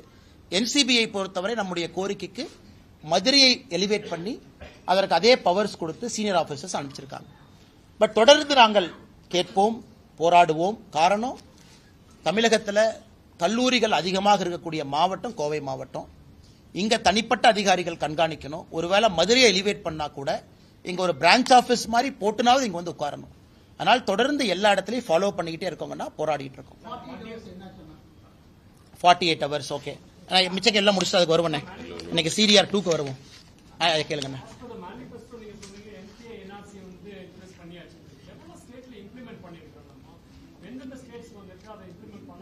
அண்ணா நீங்க சொல்றது என்ன சொல்றீங்கண்ணே? ஓகே, நேஷனல் பாப்புலேஷன் ரெஜிஸ்டரா அண்ணே? இருங்கண்ணே. அண்ணே அதற்கான டேட்டா எங்கிட்ட இல்லைங்கண்ணே. NPR அப்கோர்ஸ் இல்ல. NPR நாம என்னது ஆரம்பிக்கல. குறிப்பா இந்த சிட்டிசன்ஷிப் அமெண்ட்மெண்ட் ஆக்ட் CAA கொண்டு வந்த பிறகு இந்தியாவில் எத்தனை பேருக்கு புதிதாக குடியுரிமை கொடுத்திருக்கிறோம் அப்படிங்கிற டேட்டா எக்ஸாக்டா எங்கிட்ட இல்ல. அவங்களுக்கு அந்த ஸ்மால் மைக்ரோ என்டர்பிரைஸ் டேட்டா ஒன்று கொடுக்கணும். உங்களுக்கு அந்த டேட்டா 2 கொடுக்குறோங்க. கேளுங்க. அடுத்தது மத்திய அரசு திட்டங்களை தமிழகத்தில் அமல்படுத்துறதுல என்னென்ன சிக்கல் இருக்கு? தொடர்ச்சியா இன்னொரு கேள்வி என்னன்னா, இப்ப NEPR இருக்கட்டும், விஸ்வகர்மா யோஜனா இருக்கட்டும், இதெல்லாம் அமல்படுத்தாதனால தமிழகம் இழந்திருக்கக்கூடிய விஷயங்கள் என்னென்ன நீங்க நினைக்கிறீங்க? அதே மாதிரி கொடுக்கப்பட்ட நிதிகளுக்கு அண்ணா இன்னைக்கு விஸ்வகர்மா யோஜனா முதல் எடுத்துக்கலாங்கன்னா 13,000 கோடி ரூபாய் திட்டம். அது இந்தியாவில் எல்லா மாநிலத்திலும் அதை பயன்படுத்திக்கிறாங்க. இதை தமிழக அரசு நாங்க புதிதாக ஒரு திட்டத்தை கொண்டு வர்றோம், முதல்வர் விஸ்வகர்மா திட்டம் கொண்டு வரோன்னு கொண்டு வந்தாங்க. நாம் சொல்லியிருக்கக்கூடிய திட்டத்திலிருந்து முழுமையாக மாறுபட்ட திட்டம். நாம 3 லட்சம் ரூபாய், 1 லட்சம் அவங்களது. நாம அதிகப்படியான கம்யூனிட்டி சேர்த்திருக்கோம், அவங்க குறைவான கம்யூனிட்டி சேர்த்திருக்காங்க. அதனால மாநில அரசு கிட்ட நான் கேட்க விரும்புறது, ஐயா நாங்க விஸ்வகர்மா திட்டத்தை கொண்டு வந்தோம், லட்சக்கணக்கான மனிதர்கள் ரெஜிஸ்டர் பண்ணாங்க. நீங்க கொண்டு வந்த விஸ்வகர்மா திட்டத்தில் ஆயிரக்கணக்கானவர்கள் கூட பதிவு செய்யல அப்படிங்கிறது என்னுடைய குற்றச்சாட்டு. அதுக்கு உங்க 1 ரூபாய் கூட நிதி அலோகேட் பண்ண. இந்தியா முழுவதும் விஸ்வகர்மால நம்ம நிதி கொடுத்து 13,000 கோடி திட்டத்தை செயல்படுத்தி கொண்டிருக்கும் பொழுது தமிழகத்தில் ஏட்டிக்கு போட்டியாக ஒரு திட்டத்தை கொண்டு வந்து எத்தனை பேர் பதிவு பண்ணிருக்காங்க? ரெக்கார்டு கொடுக்கட்டும். மோடி ஐயாவுடைய விஸ்வகர்மா திட்டத்தினுடைய பதிவு டீட்டெயில் தமிழக அரசு கையிலே இருக்கு, அதே வெளியிடட்டும். சோ நமக்கு பதிவு செய்ததுல 10ல் ஒருத்தர் தான் தமிழ்நாடு விஸ்வகர்மா திட்டத்தில் பதிவு பண்ணிருக்காங்க. அது அவங்களே கிளாரிஃபை பண்ணட்டும். 1 ரூபாய் கூட ஃபண்டினை டிஸ்போஸே பண்ணல. அப்படி இருக்கும் பொழுது வேண்டுமென்றே மத்திய அரசுடைய திட்டத்தை முடக்க பார்த்து மாநில அரசு போட்டியாக கொண்டு வந்த திட்டம் ஃபெயிலியர் தானே. இது அவங்க மாநில அரசு உணர்ந்துக்கணும். அதே போல முதலமைச்சருடைய மருந்து கடைகள் திட்டம் அதுவும் இன்னைக்கு ஃபெயிலியர் ஆக போகுது. காரணம், இந்தியா முழுவதுமே பிரதம மந்திரியினுடைய மலிவான மருந்து கடை இந்தியா முழுவதுமே இருக்கு. தமிழகத்தில் 900க்கும் மேற்பட்ட கடைகள் இருக்கு. அதற்கும் ஏட்டி போட்டியான கொண்டு வந்து இன்னைக்கு முதலமைச்சருடைய மருந்து கடை ப்ரொக்யூர் பண்ண முடியல. அவங்களால மருந்து வாங்க முடியாம தவிச்சிட்டு இருக்காங்க. சோ அங்கேயும் பிரச்சனை. இன்னைக்கு நீங்க தேவையில்லாம முதலமைச்சருடைய மலிவு மருந்து கடை ஆரம்பிச்சு உங்களாலையும் ப்ரொக்யூர் பண்ண முடியல. மத்திய அரசுக்கு சப்ளை செயின்ல வரக்கூடியதை நீங்க பிளாக் பண்ணி வச்சிருக்கீங்க. இதுவும் பிரச்சனை. ஆனா முதலமைச்சர் அவர்கள் உணர்ந்து கொள்ள வேண்டும். ஒரு திட்டத்தை நீங்க கொண்டு வந்தா முழுமையா நிறைவேற்றுங்க. மத்திய அரசு திட்டத்தையும் நிறைவேற்ற விடாம உங்க திட்டத்தை கொண்டு வந்து அதையும் பிளாக் பண்ணி 2 திட்டத்தை சொதப்பிட்டு இருக்காரு. ஒன்னு விஸ்வகர்மா திட்டத்தை முடிச்சு விட்டார், இந்தியா முழுவதும் பயன்பெற திட்டம். பிரதம மந்திரியினுடைய மலிவு விலை மருந்து கடை அங்க வரக்கூடிய சப்ளை செயின்ல தமிழக அரசு கான்ட்ராக்ட் போடுறாங்க, எனக்கும் அதே மருந்து கொடு. அப்புறம் என்ன பிரமாதம்? அதே மருந்து பிரதமருடைய கடைக்கு போகும் பொழுது நீங்க எதுக்கு அதை வாங்குறீங்க? வேற சப்ளை செயினுக்கு போங்க. நீங்க வாங்குறதால அங்க போற சப்ளை செயின் பாதிக்குது. அதனால 2 திட்டமும் கூட போட்டிக்கு ஏட்டிக்கு போட்டியாக கொண்டு வந்த திட்டம் அட்டர் ஃபெயிலியர் தான். மத்திய அரசு ஒதுக்கக்கூடிய நிதி ஆதாரங்கள் சரியான முறையில் விவசாயிகளுக்கும் போய் சேர மாட்டேங்குது, இண்டஸ்ட்ரியல்ஸ்காரங்களுக்கும் MSME இண்டஸ்ட்ரியல்காரங்களுக்கும் போய் சேர மாட்டேங்குது. அவங்களும் ஒரு பக்கம் எல்லாருக்கும் கருப்புலையுமே எங்களுக்கு சென்ட்ரல் கவர்மெண்ட்ல எவ்வளவு பணம் கொடுக்குறாங்கன்னு எங்களுக்கு தெரியாது சார், எவ்வளவு வருதுன்னு தெரியல சார். அப்படிங்கிறப்ப இங்க பிரச்சனை என்னன்னா, எதற்காக இந்தியாவில் எல்லா இடத்துலயும் டபுள் இன்ஜின் கவர்மெண்ட் சக்சஸ் ஆகுதுனாங்கன்னா டிரான்ஸ்பரன்சி இருக்கு. பிஜேபி ஆட்சி மத்தியிலும் மாநிலத்திலும் ஒரே ஆட்சி இருக்கும் பொழுது அக்கௌண்டபிலிட்டி இருக்கு. இங்க அக்கௌண்டபிலிட்டி இல்ல. அதாவது ஃபேக் டேட்டா போடணும். 100 நாள் வேலைவாய்ப்பு திட்டத்தில் எவ்வளவு ஃப்ராட் பண்ணிருக்காங்க, ஃபேக் என்ட்ரி. அதே போல மிக முக்கியமாக PM கிசான் ஸ்கீம் எனக்கு ரொம்ப மனது வலிக்கக்கூடிய திட்டங்கன்னா 38 லட்சத்தில் ஆரம்பிச்சு 21 லட்சத்துக்கு வந்துட்டோம். 17 லட்சம் விவசாயிகள் டிஸ்குவாலிஃபை ஆயிட்டாங்க. நாம டிஸ்குவாலிஃபை பண்ணல, டிஸ்குவாலிஃபை பண்ணது மாநில அரசு. நம்ம ஆரம்பிக்கும் போது 38 லட்சம். உன் டாக்குமெண்ட் இப்படி இல்ல, பட்டா சிட்டா 2 பேர்த்து பேர்ல இருக்கு, ஒரே குடும்ப பிரிங்கன்னு இவங்க பிரச்சனை பண்ணி அதை குறைச்சு 21 லட்சத்துல வச்சிருக்காங்க.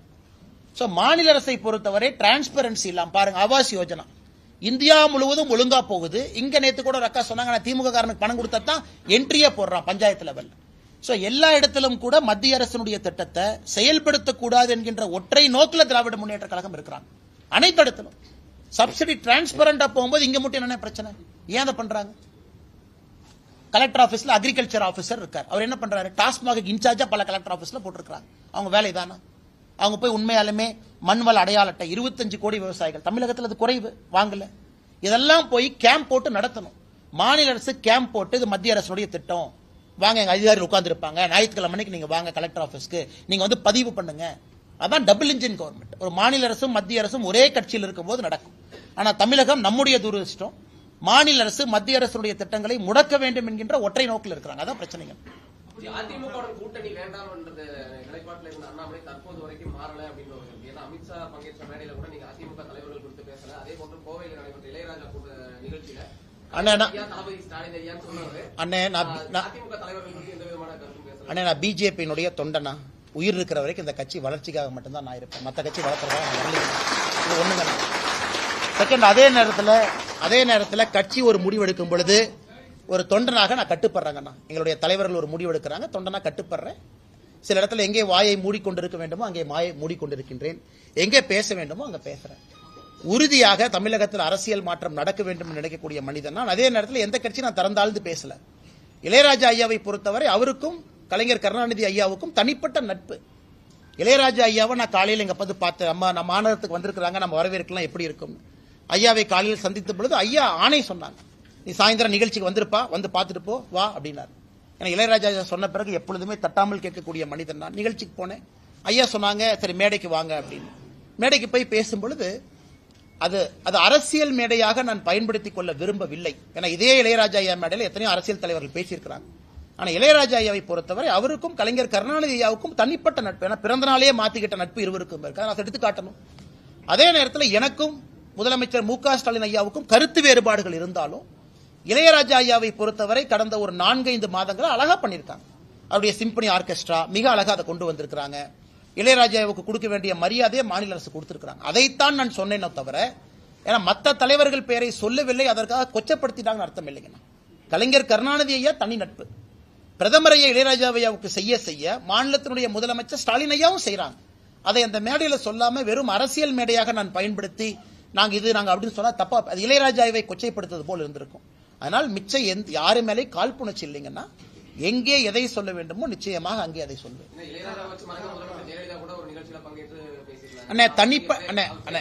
அண்ணா அம்மையார் அவங்க பேரு, ஜெயலலிதா அம்மையாருடைய பேரு.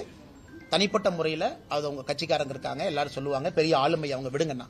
நான் இங்கே குறிப்பாக சொல்லிக் கொண்டிருப்பது மாநில அரசு மத்திய அரசு 2 பேர் இளையராஜா ஐயாக்கு என்ன செஞ்சிருக்கோம் மேடையில சொல்லிட்டேன். எல்லாரையும் தாண்டி கலைஞர் கருணாநிதி ஐயாவுக்கும் இளையராஜா ஐயாவுக்கும் தனிப்பட்ட நட்பு இருக்கு. அது வேற எந்த அரசியல் தலைவரும் சொல்ல முடியாது. எங்களிடத்துக்கு தனிப்பட்ட நட்பு இருக்கு, அதையும் நான் சொல்லி இருக்கிறேன்.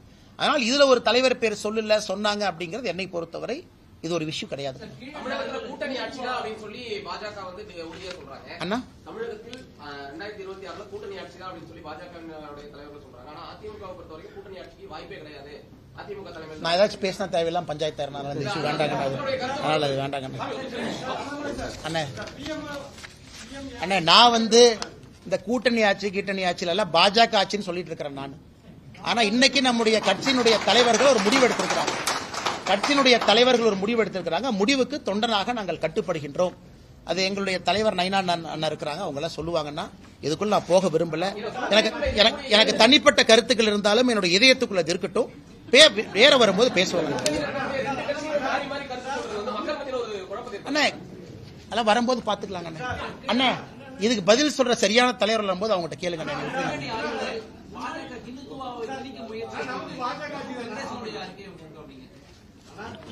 அண்ணே இந்த கீழடி ஆய்வை பத்தி கேட்டீங்கன்னா கொஞ்சம் விலாவரியாக பேச வேண்டும் என்று விரும்புகின்றேன். என்ற காரணம், கீழடியை பொறுத்தவரை 10 ஜூன் 2025 மத்திய அமைச்சர் திரு கஜேந்திர சிங் ஷெகாவத் அவங்க சென்னைக்கு வந்தாங்க.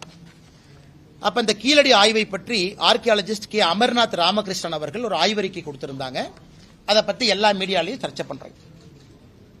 இந்த ஆய்வறிக்கை வந்து 982 பேஜ் ஆய்வறிக்கை, கீழடி எக்ஸ்கவேஷன் ரிப்போர்ட்.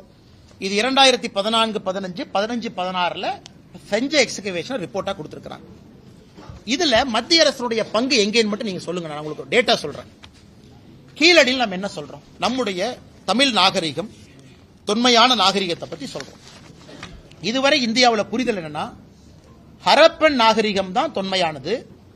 அங்கே இருந்து ஹரப்பன் அழிவு ஆரம்பிக்கும் பொழுது அங்கிருந்து பிரிஞ்சு ஈஸ்ட்ல போனாங்க, சவுத்துல வந்தாங்க, அங்கங்க போய் நாகரிகம் தோன்றியது என்பதுதான் இத்தனை நாள் நம்ம வைக்கக்கூடிய வாதம். கீழடியை பொறுத்தவரை நம்ம என்ன சொல்றோம் அப்படின்னா, இன்னைக்கு இது கிட்டத்தட்ட 5300 ஆண்டுகள் பழமையானதுன்னு ஒரு வாதத்தை வைக்கிறோம். 5300 இயர்ஸ். அப்ப ஹரப்பன் எத்தனை ஆண்டுகள் பழமையானது அப்படின்னு ஹரப்பா அதை எடுத்தீங்க அப்படின்னா அவர்களும் கிட்டத்தட்ட அதே பழமையான ஒரு நாகரிகம் ஹரப்பன் சிவிலைசேஷன் கூட. ஏன்னா இன்னைக்கு ஹரப்பா நீங்க போனீங்கன்னா அவங்க இன்னைக்கு இண்டஸ் வேலி நம்ம என்ன சொல்றோமோ 3300 பிசில இருந்து 1300 பிசி, அப்படின்னா 5500 ஆண்டுகள் இண்டஸ் வேலி சிவிலைசேஷன் பழமையானது. அதே கருத்தை நாம வைக்கிறோம். இண்டஸ் வேலி அழிந்த பிறகு நாம தோன்றல, அது நடந்த பொழுதே பேரலா இங்க நமக்கு நாகரிகம் இருந்துச்சுன்னு தான் நம்ம சொல்றோம். இன்னைக்கு இந்த ரிப்போர்ட்டை 3 அறிஞர்கள் குவெஸ்டின் பண்ணிருக்காங்க. நாம குவெஸ்டின் பண்ணலீங்கன்னா நல்லா புரிஞ்சுக்கணும். 3 அறிஞர்கள் அதுதான் மத்திய அரசு திரும்ப கேட்டிருக்காங்க. ஒன்று, யூனிவர்சிட்டி ஆஃப் கால்கட்டாவில் இருக்கக்கூடிய பிஷ்ணு பிரியா பசக் என்கின்ற ப்ரொஃபசர் ஆர்கியாலஜிஸ்ட். அவங்க என்ன கேட்டிருக்காங்கன்னா, கீழடியை பொறுத்தவரை லேயர் லேயரா நீங்க எடுத்திருக்கிறீங்க. ஒரு சார்கோல், அதாவது ஏதோ ஒரு காலத்துல அழிந்த ஒரு மரம் சார்கோலா மாறி இருக்கு. அந்த கார்பன் டேட்டிங் புளோரிடால் நீங்க பண்ணும் பொழுது அதற்கு ஒரு நேரம் கொடுத்திருக்கீங்க. அது எந்த லேயர்ல கிடைச்சது? அதே போல கீழடியில தமிழ் பிராமி ஸ்கிரிப்ட் இருக்கக்கூடிய பாட்ரி ஓடு அது எங்க கிடைச்சது? நீங்க லேயரை கரெக்டா மார்க் பண்ணல, ஒரே லேயர்ல கிடைச்சதா தனித்தனி கிடைச்சதான் கிளாரிஃபை பண்ணுங்க. நியாயமான கேள்விதானே. பிரபோத் ஷிர்வல்கர் டெக்கான் காலேஜினுடைய ஆர்கியாலஜிஸ்ட் அவர் என்ன கேட்டிருக்காருன்னா, உங்க ரிப்போர்ட்ல அப்சல்யூட் டேட் பீரியட் நீங்க மென்ஷன் பண்ணல, அதையும் சரியா மென்ஷன் பண்ணுங்க. ஹர்ஷவர்தன் சித்தூர்காரர், நம்ம பார்டர் டிரெவிடியன் யூனிவர்சிட்டியில் இருக்கார் ப்ரொஃபஸரா. அவர் என்ன கேட்டாருன்னா, 2 ஓட்டை வைத்துக்கொண்டு நீங்க சொல்லி இருக்கக்கூடிய நாட்களை சொல்ல முடியுமா? நமக்கு நிறைய ஐட்டம்ஸ் வேணும்ல, வெறும் 2 ஓடை வச்சு எப்படி சொல்லுவீங்க? நாகசாமி ஐயா, டாக்டர் ஆர் நாகசாமி ஐயா அவர் என்ன சொல்றாங்கன்னா, இன்னைக்கு இந்த தமிழ் பிராமி ஸ்கிரிப்ட் இந்த ஓடை வச்சு நம்ம என்ன சொல்றோம்னா 6ஆம் நூற்றாண்டு, 6ஆம் சங்க இலக்கியத்தை பொறுத்தவரைக்கும் 6ஆம் நூற்றாண்டு கொண்டு போறோம். இத்தனை நாள் அது 3ஆம் நூற்றாண்டுல இருந்துச்சு. அப்படின்னா ஒரே அடியா 300 பிசி பின்னாடி போறோம். அவரு கேட்கக்கூடிய கேள்வி என்ன, எந்த ஆதாரத்தின் அடிப்படையில் நாகசாமி ஐயா கேட்கிறாங்க, ஒரு சார்கோல் இருக்கு, 2 ஓடுகள் இருக்கு, இது 2 வச்சு மட்டும் எப்படி சொல்ல முடியும்? சொல்ல முடியாது, ஏத்துக்க முடியாது. PA கிருஷ்ணன் ஃபார்மர் பியூரோக்ராட், தமிழ்நாட்டை சார்ந்தவங்க, அவங்களும் இதே தான் ரேடியோ கார்பன் வச்சு அவர் கேள்வி கேட்கிறார். அதனால இன்னைக்கு தமிழக அரசு மத்திய அரசோடு வேண்டாத அந்த சண்டைக்கு போறதை விட நாளைக்கு நாம கீழடியினுடைய ஆய்வறிக்கை உலகம் முழுவதுமே ஏற்றுக்கொள்ளப்பட வேண்டும். ஏதோ தமிழ்நாட்டில் திராவிட முன்னேற்ற கழகத்தினுடைய ஆட்சி ஒரு எலெக்ஷன் பிரச்சாரத்துக்காக சொல்றது இல்லைங்கன்னா, உலகத்துல ஒரு இடத்துல ஒரு டேட் மாறும் பொழுது உலகம் முழுவதும் அதை திரும்ப செக் பண்ணுவாங்க. இது கரெக்டான நேரத்தில் சொல்லியிருக்காங்களா? ஏன்னா எவ்ரிதிங் இஸ் இன்டர்லிங்க். நீங்க மத்திய அரசு கேட்கறது என்ன, 982 பேஜ்ல சில கிளாரிபிகேஷன் கொடுங்க. 3 ப்ரொஃபசர் கேள்வி கேட்டிருக்காங்க. ஏற்கனவே சொன்னது போல விஷ்ணு பிரியா பசக், பிரபோத் ஷிவ்ரல்கர், ஹர்ஷவர்தன் கேள்விகளுக்கு பதில் கொடுங்க. நான் பதில கொடுக்க மாட்டேன் மாநில அரசு சொல்வது எப்படி நியாயமாகும்னா? நானும் பெருமைப்படுறேன். 5300, 400, 500 ஆண்டுகள் என்று சொன்னால் இங்க இருக்கக்கூடிய எல்லோரும் பெருமைப்படுறோம். அதுல எந்த மாற்று கருத்தும் இல்லை. உலகத்தினுடைய தொன்மையான மொழி தமிழ்னு சொல்றோம். அப்ப தொன்மையான கலாச்சாரம் இங்க தான் இருக்கு. அதை ப்ரூஃபோட தான் கேட்கிறோம். அதனால மத்திய அரசை பொறுத்தவரை நாளைக்கு ஒரிசா சொல்றாங்க, இல்ல நான் 2 ஓடு கண்டுபிடிச்சேன், இது 7500 வருஷங்கிறாங்க. கர்நாடகால சொல்றான், நான் தாயா ஃபர்ஸ்ட் வந்த தமிழுக்கு முன்னாடி, இது 8900 வருஷம். ஒரு மாநிலமுமே அவங்களுடைய அகலாராய்ச்சியில அவங்க ஒரு டேட்டை சொல்லும் பொழுது ஆர்கியாலஜிக்கல் சர்வே ஆஃப் இந்தியா ஒரு ஸ்டாண்டர்டு பேட்டர்ன் வைக்கும் பொழுது எப்படி அது நார்த் வெர்சஸ் சவுத் ஆகும்? இங்க கூடிய சில திராவிட சித்தாந்தவாதிகள் சொல்றாங்க, தமிழர் நாகரிகத்தை மறைப்பதற்காக மத்திய அரசு முயற்சி பண்றாங்க. எதுக்கு மறைக்கணும்? எதுக்கு மறைக்கணும்? அந்த ரிப்போர்ட்டை ஸ்டடி பண்ணிட்டு 3 ப்ரொஃபசர் கேள்வி கேட்டிருக்காங்க, பதில் சொல்றது நம்ம கடமை அல்ல. அப்படித்தானே ஒரு பக்கம் ஆர்கியாலஜிக்கல் சர்வே ஆஃப் இந்தியா, இன்னொரு பக்கம் TNAD தமிழ்நாடு ஆர்கியாலஜிக்கல் டிபார்ட்மெண்ட் 2 இருக்கு. அதனால என்னை பொறுத்தவரை மத்திய அரசு கேள்வி கேட்டாங்கன்னு சொல்றதை விட ஆர்கியாலஜிக்கல் சர்வே ஆஃப் இந்தியா கேள்வி கேட்டிருக்காங்க, அதுக்கு பதிலை கொடுப்பதற்கான முயற்சி எடுக்கணுமோ தவிர, ஒரு மூத்த அமைச்சராக இருக்கக்கூடிய தங்கம் தென்னரசு அவர்களே ட்விட்டர் மூலமாக வசைப்பாடி மத்திய அரசு north versus south, Tamil versus Hindi அப்படிங்கிற வாதத்திற்கு எதற்காக போகணும்? அதான் கஜேந்திர சிங் ஷெகாவத் அவர்கள் காலையில தமிழ்ல ட்விட்டர் பக்கத்தில் பதிவு பண்ணிருக்காங்க. ஒரு ரிப்போர்ட்டை நீங்க கொடுக்குறீங்க, அது வேர்ல்டு வைட் ரிப்போர்ட்டா கொண்டு போகணும்னு விரும்புறோம், ஸ்டாண்டர்டை எதிர்பார்க்கிறோம், சில கேள்விகளை கேட்கிறோம், பதில சொல்றதை விட்டுட்டு எதற்காக நார்த் சவுத்னு பிரச்சனை ஆரம்பிக்கிறீங்கன்னு கஜேந்திர சிங் ஷெகாவத் அவர்கள் காலையில ட்வீட் பண்ணிருக்கிறாங்க.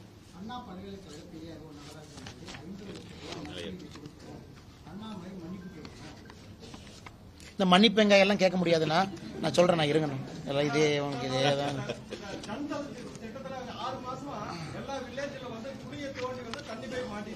சரிங்க. பாஜகன்னு சொல்லிட்டு இருக்காங்க சார். அண்ணா பத்திரிக்கையாளர் நீங்க? சரி சாரி அண்ணா, சாரி அண்ணா. அண்ணா எந்த ஏரியாங்கண்ணா? தெரியாதுங்கண்ணா. சரி. எல்லா பக்கம் ப்ளூ கலர் பைப் மாட்டி பாக்ஸ் மாட்டிட்டு போயிருக்காங்க. கிட்டத்தட்ட 6-7 மாசம் ஆச்சு. பூரா ரோடு பூரா குழி தோண்டி போட்டாங்க. ஆனா அந்த பஞ்சாயத்துல கேட்கும்போது இதுக்கு எங்களுக்கு சம்மந்தம் இல்லைங்க, இது வந்து பிரைம் மினிஸ்டரோட ஸ்கீம், நீங்க அவங்கள போய் கேள்வி சொல்லிருப்பாங்க. இதே தண்ணி வரல, குழி மூடலைங்க. ரைட்டுங்கண்ணா. அண்ணா பதில் சொல்றேங்கண்ணா உங்களுக்கு. இந்து நான் கேட்க சொல்றேங்கண்ணா, சொல்றேன். 3க்கு பதில் சொல்றேங்கண்ணா. தெரியாம சொல்லக்கூடாது, ஸ்டடி பண்ணிட்டு சொல்றேங்கண்ணா. ப்ளூ கலர் பைப்னா எல்லா பக்கம் பாக்ஸ் மாட்டிட்டாங்க. தண்ணி வருங்க போட்டு குழி பூரா தோண்டி பைப் போட்டு போயிட்டாங்க. இல்ல கரெக்ட். பட் அவங்க ஏன் பண்ணிருக்காங்கன்னு ஃபர்ஸ்ட் செக் பண்ணணும்ல. கான்ட்ராக்டர் பிரச்சனையா இல்ல இவங்க கொடுத்து சப் கான்ட்ராக்டர் கொடுத்த பிரச்சனையா இல்ல அவங்க கொடுத்த டெபாசிட் பிரச்சனையா ஸ்டடி பண்ணிட்டு சொல்லிடுறேன். நன்றி. பாஜக தலைவராக அண்ணாமலை மாற்றப்பட்ட பிறகு அவரது ஆதரவாளர்கள் தனியா தான் செயல்பட்டு இருக்காங்க. குறிப்பா வந்து கோவை பொறுத்த வரைக்கும் மாநில வசதிக்கு எதிராக செயல்பட்டு இருக்காங்க, போட்டி நிகழ்ச்சி நடத்துறாங்க. அதே போன்று உங்களோட ஆதரவாளர்கள் சமூக ஊடகங்கள்ல வந்து நயினா நாகேந்திரனுக்கு எதிராக அண்ணா ஏப்ரல் 12ஆம் தேதிக்கு பிறகு இது என்னுடைய 3வது பத்திரிகையாளர் சந்திப்பு. நீங்க கேட்கலாம் அண்ணா ஏன்னா பிரஸ்ஸை பார்க்கணும். இதுக்காகத்தான் நான் பிரஸ்ஸை பார்க்கறது இல்லைங்களா. இதுக்குன்னா அண்ணே இந்த கூட்டணி பத்தி என்ன, நமக்கு தேவையில்லாத வேலை. யாரோ பேசிட்டு போறாங்க, நமக்கு என்ன, தலைவர் இருக்காங்க பேசட்டும். ஆனா கடந்த 2 மாதத்துல 3வது முறையாக பத்திரிகை நண்பர்களை நான் சந்திச்சுக்கிட்டு இருக்கேன். 3வது முறை. நான் அதுக்கு மேல எங்கேயுமே பார்க்கலீங்க, நீங்களே செக் பண்ணிக்கங்க. காரணம் என்னை பொறுத்தவரை எல்லோருடைய அரசியல் வாழ்க்கையும் பூஜ்ஜியத்துல தாங்க நான் முடியும். அது இயற்கையினுடைய நியதி.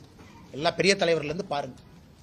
ஏன்னா ஃபைனலா பதவியெல்லாம் இல்லாம தோல்ல துண்டை போட்டு வீட்டுக்கு போகணும். அப்படித்தான் அரசியல்வாதியினுடைய வாழ்க்கை இருக்கணும். யாருமே ஹைலி எல்லாம் அரசியல் வாழ்க்கையை முடிக்க முடியாதுங்க. பதவி இல்லாம தான் போவீங்க. அது எல்லோருக்கும், தொண்டனுக்கும் பொருந்தும், தலைவனுக்கும் பொருந்தும், எல்லோருக்கும் பொருந்தும். நான் அப்படித்தான் என்னுடைய அரசியல் வாழ்க்கையை பார்க்கறேன். யாருமே இங்க பெர்மனன்ட் பவர்லாம் வரல. செகண்ட் குரூப்பிசம், லொட்டு லொசுக்கு அந்த பஞ்சாயத்துல எங்கிட்ட கிடையவே கிடையாதுங்க. எல்லோரையும் ஒரே மாதிரி பார்க்கக்கூடிய ஆள் நான். அதே நேரத்தில் நாம வாழுகின்ற வாழ்க்கை என்பது 80 வயசு 90 வயசு, அதுக்குள்ள நல்லது பண்ணிட்டு போகணும். பெர்மனண்டா நான் தான் உட்கார்ந்துருப்பேன், இது ஏன் ஊரு, எம் சேரு. நான் பதவியில் இருக்கும் பொழுதே தலைவர் பதவியை வெங்காயம் சொன்னாங்க. ஏன்னா வெங்காயத்தை உரிக்க உரிக்க உரிக்க ஒண்ணுமே இருக்காது. அது மாதிரி தான் லைஃப். அதனால அன்பு நண்பருக்கு எல்லோருக்கும் நான் சொல்லிக் கொள்வது, இந்த சமூக வலைதளத்தில் சண்டை போடாதீங்க. அதெல்லாம் வெட்டி வேலை, அதில் எந்த பிரயோஜனம் இல்லை. உங்களுடைய தனிப்பட்ட கருத்துக்களை பதிவு பண்ணுங்க, நோ ப்ராப்ளம். கட்சியின் சார்பாக என்னுடைய அன்பான வேண்டுகோள், சண்டை போடுறேன், அதை பண்றேன், இதை பண்றேன், அதெல்லாம் நீங்க அதுக்குள்ள போகாதீங்க. உண்மையை சொல்ல வேண்டும் என்றால் நானே சமூக வலைதளத்தில் இல்லை. என்னோட செல்போன் எடுத்து பாருங்க, எங்க ட்விட்டரா வச்சிருக்கேன், எதுவுமே இல்லை. தேவைன்னா ட்வீட் போட்டு வெளியே வந்துடுறேன். ட்வீட் எதுக்கு, உங்களுக்கு செய்தி சொல்லணும். அதை போய் படிச்சு அதுக்கு 2 கமெண்ட் போட்டு அதுக்கு ஒரு கமெண்ட் போடுறாங்க. எதுக்கு எல்லாம் தேவையில்லாத வேலை. நிம்மதியா உங்க வாழ்க்கையை வாழுங்க. அரசியல் மாற்றம் ஒரு நாள் அது நடந்தே தீரும் தமிழகத்தில். அது யாராலும் தடுக்க முடியாதுங்கண்ணா. அந்த நாளுக்காக காத்திருப்போம். இடையில இது நடக்கும் அது நடக்கும். அதனால என்னுடைய ஆதரவாளர், எனக்கு ஆதரவாளர்லாம் யாரும் இல்லைங்கண்ணா, எல்லாரும் நண்பர்கள். ஆதரவாளர் என்ன பெரிய தலைவனா, எல்லோரும் ஈக்குவல் தான். நாளைக்கு என் பதவியில் ஒருத்தர் வந்து உட்காருவாங்க, அப்படிலாம் கிடையாதுங்கன்னா. எல்லோரும் நம்முடைய நண்பர்கள், நம்முடைய தலைவர்கள். தனிப்பட்ட முறையில் ஆக்டிவ் பாலிடிக்ஸ் டெய்லி பண்ணுங்க. இன்னைக்கு அது தேவையில்லை. நிறைய தலைவர்கள் இருக்கிறாங்க, புது டீம் இருக்கிறாங்க, அவங்களாம் நிம்மதியா சிறப்பாக செயல்பட்டு கொண்டிருக்கின்றார்கள். எல்லா இடத்துலையும் நாமே இருக்கணும், எல்லாத்துலயும் நம்ம முகம் இருக்கணும், டெய்லியும் போய் பிரஸ் பார்க்கணும், டெய்லி கருத்தை சொல்லணும், தேவையில்லை. தலைவர்கள் இருக்கிறாங்க, சொல்றாங்க. இது போன்ற ஒரு வேலை கொடுக்கும் பொழுது மட்டும் ஸ்பெசிபிக்கா உங்களை பார்த்துட்டு போறேன். அதனால தயவு செஞ்சு என்னையும் ஒரு குரூப்புக்குள்ள சேர்த்திராதீங்க. நான் எல்லா குரூப்ல இருந்து வெளியே இருக்கிற ஆளு. தலைவா நான் பார்க்கல தலைவர், அப்பதான் நான் பாக்குறேன். தெரியாத தலைவா, ஆல் இந்தியா இல்லைங்க. இது வந்து காமனா தமிழ்நாடு முழுக்க இருக்கு. சென்னையில தெரியல, நீங்க சொன்னதுக்கு அப்புறம் தான் திரும்பி பாக்குறேன், நான் பார்க்கல. ஆனா இது வந்து ஆல் இந்தியா புரோட்டோகால் ஃபாலோ பண்ணிருப்பாங்க. அதாவது என்ன பண்ணிருப்பாங்கன்னா, ஒரு நட்டாஜி இருக்கிறாங்க, முருகன்ஜி இருக்கிறாங்க, நம்ம தலைவர் நயினாரன் இருக்கிறாங்க. ஆனா இந்த பிரஸ் மீட் நான் பண்றனால நான் இருக்கேன். இந்த பிரஸ் மீட் முடிச்சதுக்கு அப்புறம் நான் இருக்க மாட்டேன். அண்ணா அவங்க மகளிர் அணி நிகழ்ச்சியில போட்டுக்கலாம், எனக்கு தெரியல. ஆல் இந்தியா வந்து இது ஒரு மோடிஜியினுடைய 11 ஆண்டுகள் பிரஸ் மீட்டுங்கண்ணா. மோடிஜியினுடைய 11 ஆண்டுகள் பிரஸ் மீட் நாங்க தான் நடத்துறோம். ஆமா தலைவா, என்னை தேவையில்லாம அந்த ஒம்பல மாட்டி விட்டுறாதீங்க. என்னை அந்த பிரஸ் மீட்டுக்கு வர சொன்னாங்க. என் போட்டோ போட்டிருக்கதை இப்பதான் திரும்பி பாக்குறேன். அதனால அந்த போட்டோ பஞ்சாயத்துல இருந்து வெளியே வந்துருவோம். அக்கா எங்க வானத்தேக்க நெஞ்சில் இருக்கும்போது எதுக்கு நான் பின்னாடி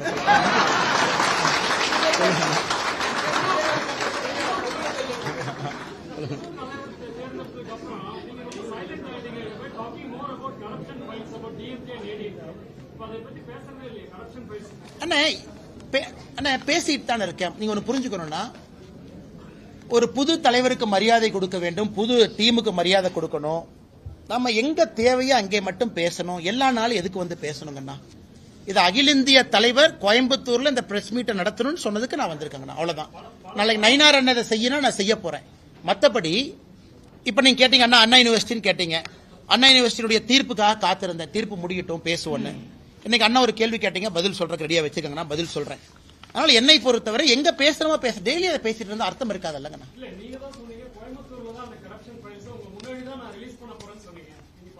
அண்ணா நல்லா புரிஞ்சுக்கங்கண்ணா, இந்த ரெண்டு கட்சிகளும் எங்கேயும் போக போறது இல்லை. பிஜேபி எங்கேயும் போக போறது இல்லை. எனக்கு 40 வயசு தான்.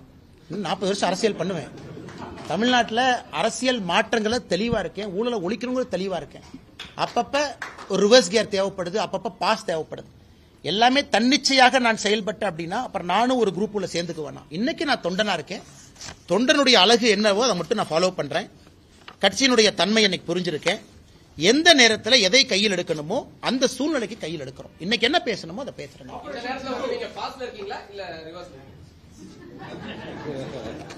நீங்களே முடிவு பண்ணிக்கங்கண்ணா.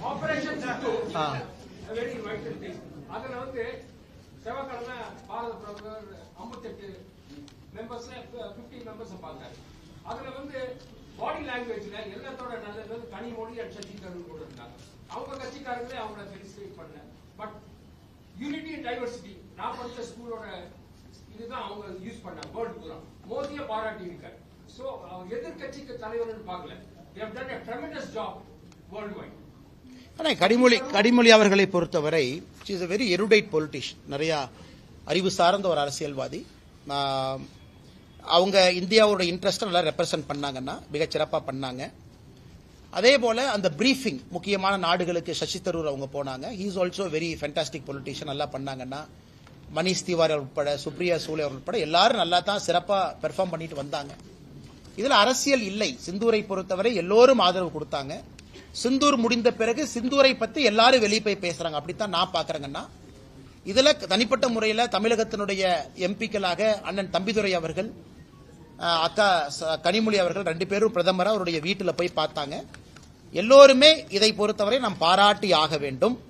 கனிமொழி அவர்கள் அந்த பிரஸ் மீட்ல யூனிட்டி அண்ட் டைவர்சிட்டின்னு சொன்னது கொஞ்சம் ரொம்ப வைரல் ஆயிருச்சு. பட் இருந்தும் கூட அதை தாண்டி நிறைய இடத்துல பேசினாங்கன்னா இந்த யூனிட்டி அண்ட் டைவர்சிட்டியை தாண்டி நிறைய பிரஸ் பிரீஃபிங் மிக அழகா ஆர்டிகுலேட்டா நம்முடைய மத்திய அரசினுடைய ஸ்டாண்டு ஆபரேஷன் சிந்தூரை பத்தி அழகா பேசினாங்க. அதனால எல்லோருக்குமே எங்களுடைய பாராட்டுக்கள், வாழ்த்துக்கள் அந்த நேரத்தில் நாங்கள் சொல்ற கடமைப்பட்டிருக்கோம். அதைத்தான் பிரதமர் மோடி அவர்களும் செய்தார். அதிமுகவிற்கு ஆதரவாக பிரச்சாரம் செய்வேன் சொல்லி அதிமுக குறித்து கடுமையான விமர்சனம் முன்வச்சிருக்கக்கூடிய டிடிவி தினகரன் சொல்லியிருக்காரு. நீங்க வந்து அதிமுகவுக்கு ஆதரவாக பிரச்சாரம் தேர்தல் டேட் அறிஞர் அறிவிக்கலையா? தேர்தல் டேட் அண்ணே கட்சியினுடைய மாறன் சொல்லல. கட்சியினுடைய தொண்டன் நான்.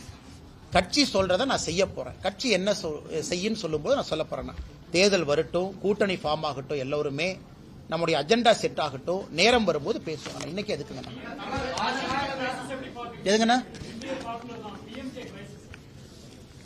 கிரைசிஸ் எல்லாம் எது இல்லைங்கண்ணா. எல்லாம் நல்லதாங்கண்ணா இருக்கிறாங்க. குறிப்பாக நம்முடைய மருத்துவர் ஐயா, பெரிய ஐயா, ஒரு முக்கியமான ஒரு தலைவர், தமிழகத்தில் சமூக நீதிக்காக போராடியவர். இந்தியாவில் எத்தனையோ அரசியல் தலைவர்கள் இருந்தாலும் கூட நான் வாழ்க்கையில பார்லிமெண்ட்டுக்குள்ள அசம்பிளிக்குள்ள போக மாட்டேன் அப்படின்னு சொல்லி அரசியல் செய்யக்கூடியவர் பெரியவர் டாக்டர் ஐயா. இன்னொரு பக்கம் மாற்றம் வேண்டும் என்று நினைக்கக்கூடியவர் சின்னவர் டாக்டர் ஐயா அன்புமணி ஐயா இருக்கிறாங்க. 2 பேரையுமே நான் எப்படி பார்க்கிறேன்னா 2 பேரும் முக்கியமானவர்கள். இந்த காலகட்டத்திற்கு முக்கியத்துவம் வாய்ந்த தலைவர்கள். அதிலும் குறிப்பா அன்புமணி அண்ணங்கிட்ட எனக்கு ஒரு நல்ல ரிலேஷன்ஷிப் இருக்கு. காரணம் நிறைய பேசியிருக்கோம். தமிழகத்தினுடைய அரசியல் மாற்றத்தை பத்தி பெரிய கனவு வச்சிருக்காரு. அதனால இது ஒரு இடத்துல சின்ன மனது வலி இருந்தாலும் கூட இது எல்லாமே செட்டில் ஆயிரும். இது ஒரு பெரிய இஷ்யூ இருக்காது. அப்பா பையன் 2 பேரும் மிக விரைவாக ஒரே நேர்கோட்டுக்கு வந்து விடுவார்கள் என்கின்ற நம்பிக்கை எனக்கு இருக்கு. காரணம் ஒரு வலிமையான இயக்கம். அது 2 பேரும் வலிமையான தலைவர்கள். அதனால் இது மற்றவங்க எல்லாம் பாக்குற மாதிரி இது ஒரு பெரிய இஷ்யூவா நான் பாக்கலீங்கன்னா இது சப்சைட் ஆகிருங்கிறது என்னுடைய கருத்து. டாக்டர் ஐயா மீடியேட் பண்ணலின்னு சொல்லிட்டாரு. திருமாவளவன் என்ன சொல்ற இருக்கிறதா டாக்டர் ஐயா சொல்ற இருக்கிறதுங்களா?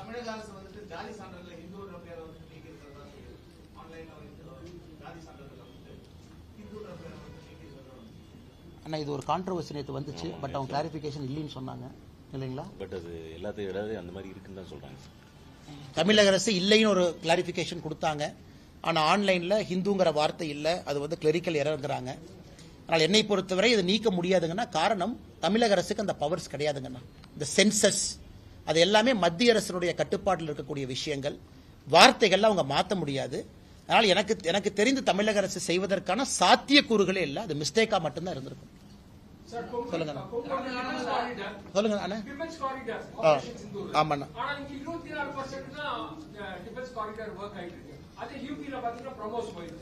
டிஃபென்ஸ் காரிடார் டிக்ளேர் பண்ணி 4 வருஷம் ஆச்சு. அது இன்னும் அவரை டெவலப் ஆகல. அதே மாதிரி யூபியை திட்டிட்டே இருப்பீங்க. பட் யூபியில ப்ரமோஸ் வந்துருச்சு. இப்ப விஎம்டி டெக்னாலஜிஸ் ஆபரேஷன் சிந்தூர்ல இருக்கிற ஸ்வதேசி மூவ்மெண்ட் எல்லாம் ஆந்திராக்கு போயிடுச்சு, யூபிக்கு போயிடுச்சு. பொங்கல் ரீஜனுக்கு ஏன் வரலன்னா state government responsible for that? 100% மத்திய அரசு ஒரே நேரத்தில் 2 மாநிலத்துக்கு கொடுக்குறாங்க. டிஃபென்ஸ் கார்டர் இங்க கொடுக்குறாங்க, டிஃபென்ஸ் கார்டர் யூபி கொடுக்குறாங்க. யூபியினுடைய ப்ரோக்ரஸ் பாருங்க. 30,000 கோடி ரூபாய்க்கு மேல இங்க இன்வெஸ்ட்மெண்ட் வந்திருக்கு. தமிழ்நாட்டுக்கு எவ்வளவு வந்திருக்குன்னா ஒண்ணுமே வரல. முதலமைச்சர் அவங்க இன்வெஸ்டர் மீட்னு ப்ரோமோட் பண்றாரு. எங்கேயாச்சும் டிஃபென்ஸ் கார்டர்னு வாயை திறந்து பேசியிருக்காரா? டிஃபென்ஸ் கார்டர்ல பணம் போடுங்கன்னு சொல்லியிருக்காங்களா? அந்த இன்வெஸ்டர் சமிட் சென்னையில் நடந்த பொழுது டிஃபென்ஸுக்குன்னு தனியா நடத்தினாங்களா? முதலமைச்சருக்கு அக்கறை இல்லை. தமிழகத்திற்கு வர வேண்டியதெல்லாம் யூபிக்கு போகுது. டிஃபென்ஸை பொறுத்த வரைக்கும் எந்த டிஃபென்ஸ் இண்டஸ்ட்ரியும் கோயம்புத்தூர் பக்கம் வர தயாரா இல்ல. ஆனா கோயம்புத்தூர் தான் டிஃபென்ஸ் இண்டஸ்ட்ரிக்கு சூட்டபிளான இடம். அவ்வளவு எஸ்எம்இ இருக்காங்க, அவ்வளவு லேத் ஃபேக்டரி இருக்கு, அவ்வளவு ஸ்கில்டு லேபர் இருக்கு. மாநில அரசினுடைய அக்கறையின்மை காரணமாக தமிழகத்திற்கு வர வேண்டிய எவ்வளவோ முதலீடுகள் வெளியே போயிட்டு இருக்கு. தேசிய ஜனநாயக கூட்டணியில இருந்து தாவேகா தலைவர் விஜய்க்கு அழைப்பு விடுக்கப்பட்டிருக்கா சொன்னாங்க. ஆனா அங்கிருந்து எந்த விதமான ஒரு பதிலும் இல்ல. அவர் விஜய் வருவது தேசிய ஜனநாயக கூட்டணிக்கு பலமா இல்லையா? இது விஜய்கிட்ட தாங்க நான் கேட்கணும். எங்கிட்ட கேட்ட எப்படிங்கன்னா பொறுத்த வரைக்கும் அவர் வர்றது பலமா இருக்கு. அண்ணே, ஒரு கூட்டணி 2 வகையில் இருக்குண்ணே. பொருந்துகின்ற கூட்டணி, பொருந்தா கூட்டணி 2 இருக்கு. ஒரு சாம்பார் தூக்கி போடு, அதுக்குள்ள ரசத்தை ஊத்து, அதுக்குள்ள ஒரு 2 மோர் மிளகாய் அள்ளி போடு, அதுக்குள்ள 2 மிளகாய் கிள்ளி போடு, எல்லாத்தையும் போய் கிச்சடி பண்ணிட்டு மக்கள்கிட்ட சாப்பிடுங்கன்னா மக்கள் சாப்பிட மாட்டாங்க. அதனால் என்னை பொறுத்தவரை நம்முடைய தேசிய ஜனநாயக கூட்டணி தமிழகத்தில் இன்னைக்கு அதிமுக பாஜக அமைகின்ற கூட்டணி ஒரு பொருந்துகின்ற கூட்டணியாக அமையும் என்கின்ற நம்பிக்கை இருக்கு. வருகின்ற காலத்தில் பொருந்துகின்ற கூட்டணியாக இதுல ஐடியாலஜிக்கலி ரொம்ப தூரம் இருக்கிறவங்க அவங்க எல்லாத்தையும் உள்ள கொண்டு வந்து போட்டோம் அப்படின்னாங்கன்னா, அதான் நான் ஏற்கனவே ஒரு பிரஸ் மீட்ல சொன்னா சில பேர் தவறா கூட புரிஞ்சுக்கிட்டாங்க. எண்ணிக்கை என்பதை விட எண்ணம் முக்கியம். எப்பவுமே கூட்டணியை பொறுத்தவரை நம்ம எண்ணம் என்ன அப்படின்னு. இப்ப விஜய் அவர்களை பொறுத்தவரை பிஜேபி எங்களுடைய ஐடியாலஜிக்கல் எதிரி அப்படின்னு சொல்றாங்க. தமிழகத்தை பொறுத்தவரை டிஎம்கே எங்கள் எதிரிங்கிறாங்க. அதனால நீங்க விஜய்கிட்ட தான் கேட்க முடியும், ஆக்டர் அவங்க கிட்ட எப்படி இது பொருந்தும் அப்படின்னு. அதனால பொருந்தும் பொருந்தா இதுல நீங்களே கணக்கு போட்டுக்கங்கன்னா, இன்னைக்கு கூட்டணியை பற்றி பேசக்கூடிய இடத்துல நான் இல்ல. மாநில தலைவர் இருக்கிறாங்க, தலைவர்கள் இருக்கிறாங்க. என்னுடைய கருத்து பொருந்தும் கூட்டணியாக அமைய வேண்டும் என்பது மட்டும் என்னுடைய எண்ணம். ஏடிஎம்கே பிஜேபி மட்டும் எப்படி பொருந்துங்கிறீங்க? நீங்க மும்மொழி கொள்கை சொல்றீங்க, அவங்க இருமொழி சொல்றாங்க. இவங்க நீட்டுக்கு நீங்க கொண்டு வந்தது பெனிஃபிட். அதுக்கு தான் காமன் மினிமம் ப்ரோக்ராம், அதுக்கு தான் காமன் மினிமம் ப்ரோக்ராம்ங்கிற வார்த்தையை பயன்படுத்துறாங்க. மும்மொழி கொள்கைக்கு கிடையாது, நாங்க இருமொழி கொள்கை ஸ்ட்ராங் சொல்றாங்க. அவங்க திராவிடியன் மூவ்மெண்ட்ல இருக்காங்க. அவங்க உங்களோட எப்படி பொருந்தி வராங்க? அண்ணே, அதுக்கு தான் அண்ணாமலை எடப்பாடி பழனிசாமி கூட்டணி கட்சி தலைவராக மதிக்க கூட்டத்தில் நீங்களே பேசுறீங்க. அண்ணே, காமன் மினிமம் ப்ரோக்ராம் தலைவா இங்க பாருங்க. எனக்கும் அமித்ஷாஜி அவர்களுக்கும் அவருடைய இல்லத்தில் என்ன பேச்சுவார்த்தை நடந்தது அப்படிங்கிறது எனக்குள்ள, அது பத்திரிகையாளர் சந்திப்பில் நான் பேசக்கூடாது. நான் என்னுடைய கருத்துக்களை என்ன சொல்லி இருக்கேன் எங்களுடைய தேசிய தலைவருக்கு, நான் மாநில தலைவர் பொறுப்பிலிருந்து வெளியே வருவதற்கு முன்பு, அது எனக்குள்ள. அது நான் வெளியே சொன்னேன் அப்படின்னா அந்த மாநில தலைவர் பதவிக்கு நான் லாயக்கு இல்லாமே 4 வருஷம் இருக்குன்னு அர்த்தம். ஸோ ஏற்கனவே சொன்னது போல இன்னைக்கு எல்லாத்தையும் கேட்டுட்டு மத்திய தலைமை நம்முடைய நட்டா அவர்கள், நம்முடைய அமித்ஷா அவர்கள் ஒரு முடிவெடுத்திருக்கிறாங்க. அதுல மிக தெளிவாக சென்னையில் நடந்த பிரஸ் மீட்ல அமித்ஷா அவங்க சொன்னாங்க, காமன் மினிமம் ப்ரோக்ராம் சிஎம்பின்னு ஒரு வார்த்தையை பயன்படுத்தினாங்க. ஆமா, எங்களுக்கும் ஏடிஎம்கேக்கும் கொள்கை அடிப்படையில் நிறைய பிரச்சனை இருக்குது. ஆனா எங்களுக்கு பிடிச்ச சில விஷயம் ஏடிஎம்கேக்கு பிடிக்காது, ஏடிஎம்கேக்கு பிடிச்ச விஷயம் எங்களுக்கு பிடிக்காது. அதனால காமன் மினிமம் ப்ரோக்ராம்னு 2 பேர்த்துக்கும் ஒத்து போற கொள்கைகளை அந்த ப்ரோக்ராம்ல இருக்கும், அதை நாங்க செயல்படுத்துவோம் அப்படிங்கிற வார்த்தையை பயன்படுத்தினாங்க. நீங்க கேட்டது கேள்விக்கான பதில் அதுலயே இருக்கு. இதை எங்களுடைய தலைவர் அமித்ஷா அவர்கள் தெளிவுபடுத்துறாங்க. ஆமா, உண்மைதான். நாங்க 3 மொழி கொள்கை, நாங்க தேசிய கல்விக் கொள்கை எல்லாம் சொல்றோம். அனைத்து இந்திய அண்ணா திராவிட முன்னேற்ற கழகத்தை பொறுத்தவரை வேண்டாங்கிறாங்க. உண்மைதான்.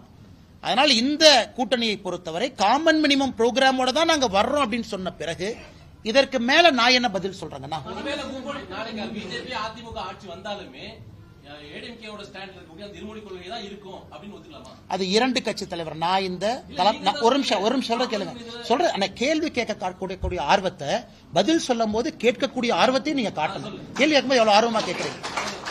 அது எங்க கட்சியினுடைய தலைவர்களும் அனைத்து இந்திய அண்ணா திராவிட முன்னேற்ற கழகத்தினுடைய தலைவர்களும் உட்கார்ந்து அந்த காமன் மினிமம் ப்ரோக்ராமை டிராஃப்ட் பண்ணும்போது நீங்க கேட்க வேண்டிய கேள்வி. காமன் மினிமம் ப்ரோக்ராம் எலெக்ஷனுக்கு முன்னாடி வரத்தானே போதுங்கண்ணா. அமித்ஷா அவங்க சென்னையில சொன்னாங்க, காமன் மினிமம் ப்ரோக்ராம பத்திரிகை நம்பர் நீங்க படிக்கத்தான் போறீங்க. ஓ இதான் சிஎம்பியான். அதன் பிறகு நீங்க கேட்கக்கூடிய கேள்வி இன்னைக்கு கேட்டா எப்படி பதில் சொல்லுவாங்கண்ணா? அது அண்ணா அதான் இரண்டு கட்சிகளுக்கும் மாறுபட்ட ஐடியாலஜி இருக்கும் பொழுது அமித்ஷா அவங்க சென்னையில சொல்றாங்க காமன் மினிமம் ப்ரோக்ராம். ரெண்டு பேரும் சேர்ந்து அடிப்படையான கொள்கைகளை வச்சு அந்த கூட்டணிக்கு போறோம். அவர் சொன்ன பிறகு நேரம் கொடுக்கணும். பிஜேபியினுடைய தலைவர் நயினாரன் இருக்கிறாங்க, அனைத்து இந்திய அண்ணா திராவிட முன்னேற்ற கழகத்தினுடைய பொதுச்செயலாளர் இருக்கிறாங்க.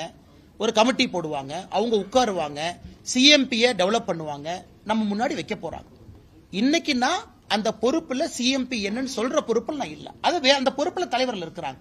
அது வரும் பொழுது நீங்க கேள்வி கேட்டா நியாயமான கேள்வி. அண்ணே இதே இருக்கு, இது உங்களுக்கு ஆல்ரெடி ஒன்னு சிஎம்பியில போட்டிருக்கீங்க, ஆனா நீங்க ரெண்டு பேரும் சண்டை போட்டுட்டீங்களே, உங்களுக்கு கேட்கறதுக்கு எல்லா உரிமையும் இருக்கு. இதே கேள்வியை இன்னும் கொஞ்ச நாள் கழிச்சு கேளுங்கன்னு தான் நான் சொல்றேன். இன்னைக்கு நான் எப்படி பதில் சொல்லுவேன்னு தான் நான் சொல்றேன். கடைசியா 48 மணி நேரம் வந்துட்டாங்கண்ணா.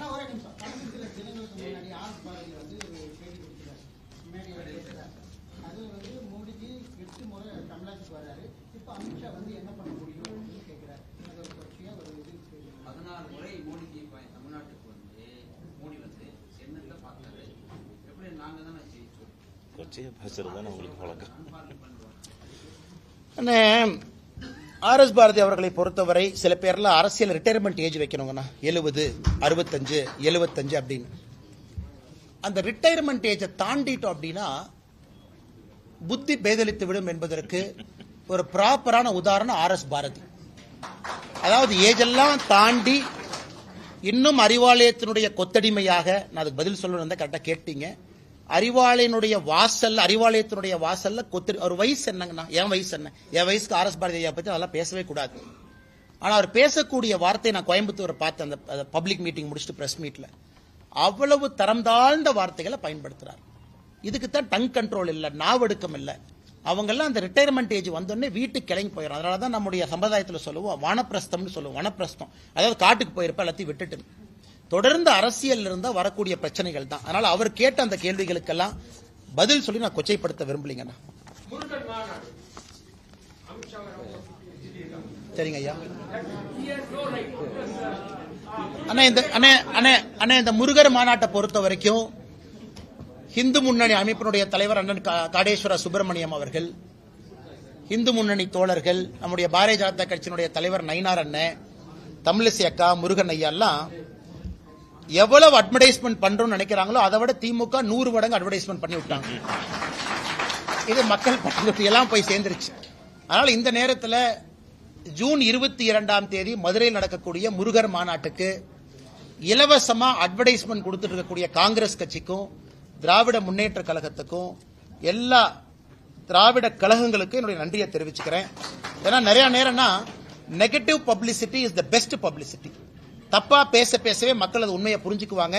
அதனால முருகர் மாநாட்டை பொறுத்தவரை இன்னைக்கு ஆர்கனைசர்ஸ் என்ன சொல்றாங்கன்னா 5 லட்சம் பேர் வருவாங்கன்னு சொல்றாங்க. என்னை பொறுத்தவரை தமிழகத்தினுடைய அரசியல் வரலாற்றில் சேராத ஒரு கூட்டம் முருகருக்காக மதுரையில் ஜூன் 22ஆம் தேதி சேர போறாங்கன்னா அதுல எந்த மாற்று கருத்து இல்லைங்கண்ணா. ஆனா சீரியருக்கு போயிடலாங்கண்ணா. கேளுங்கண்ணா.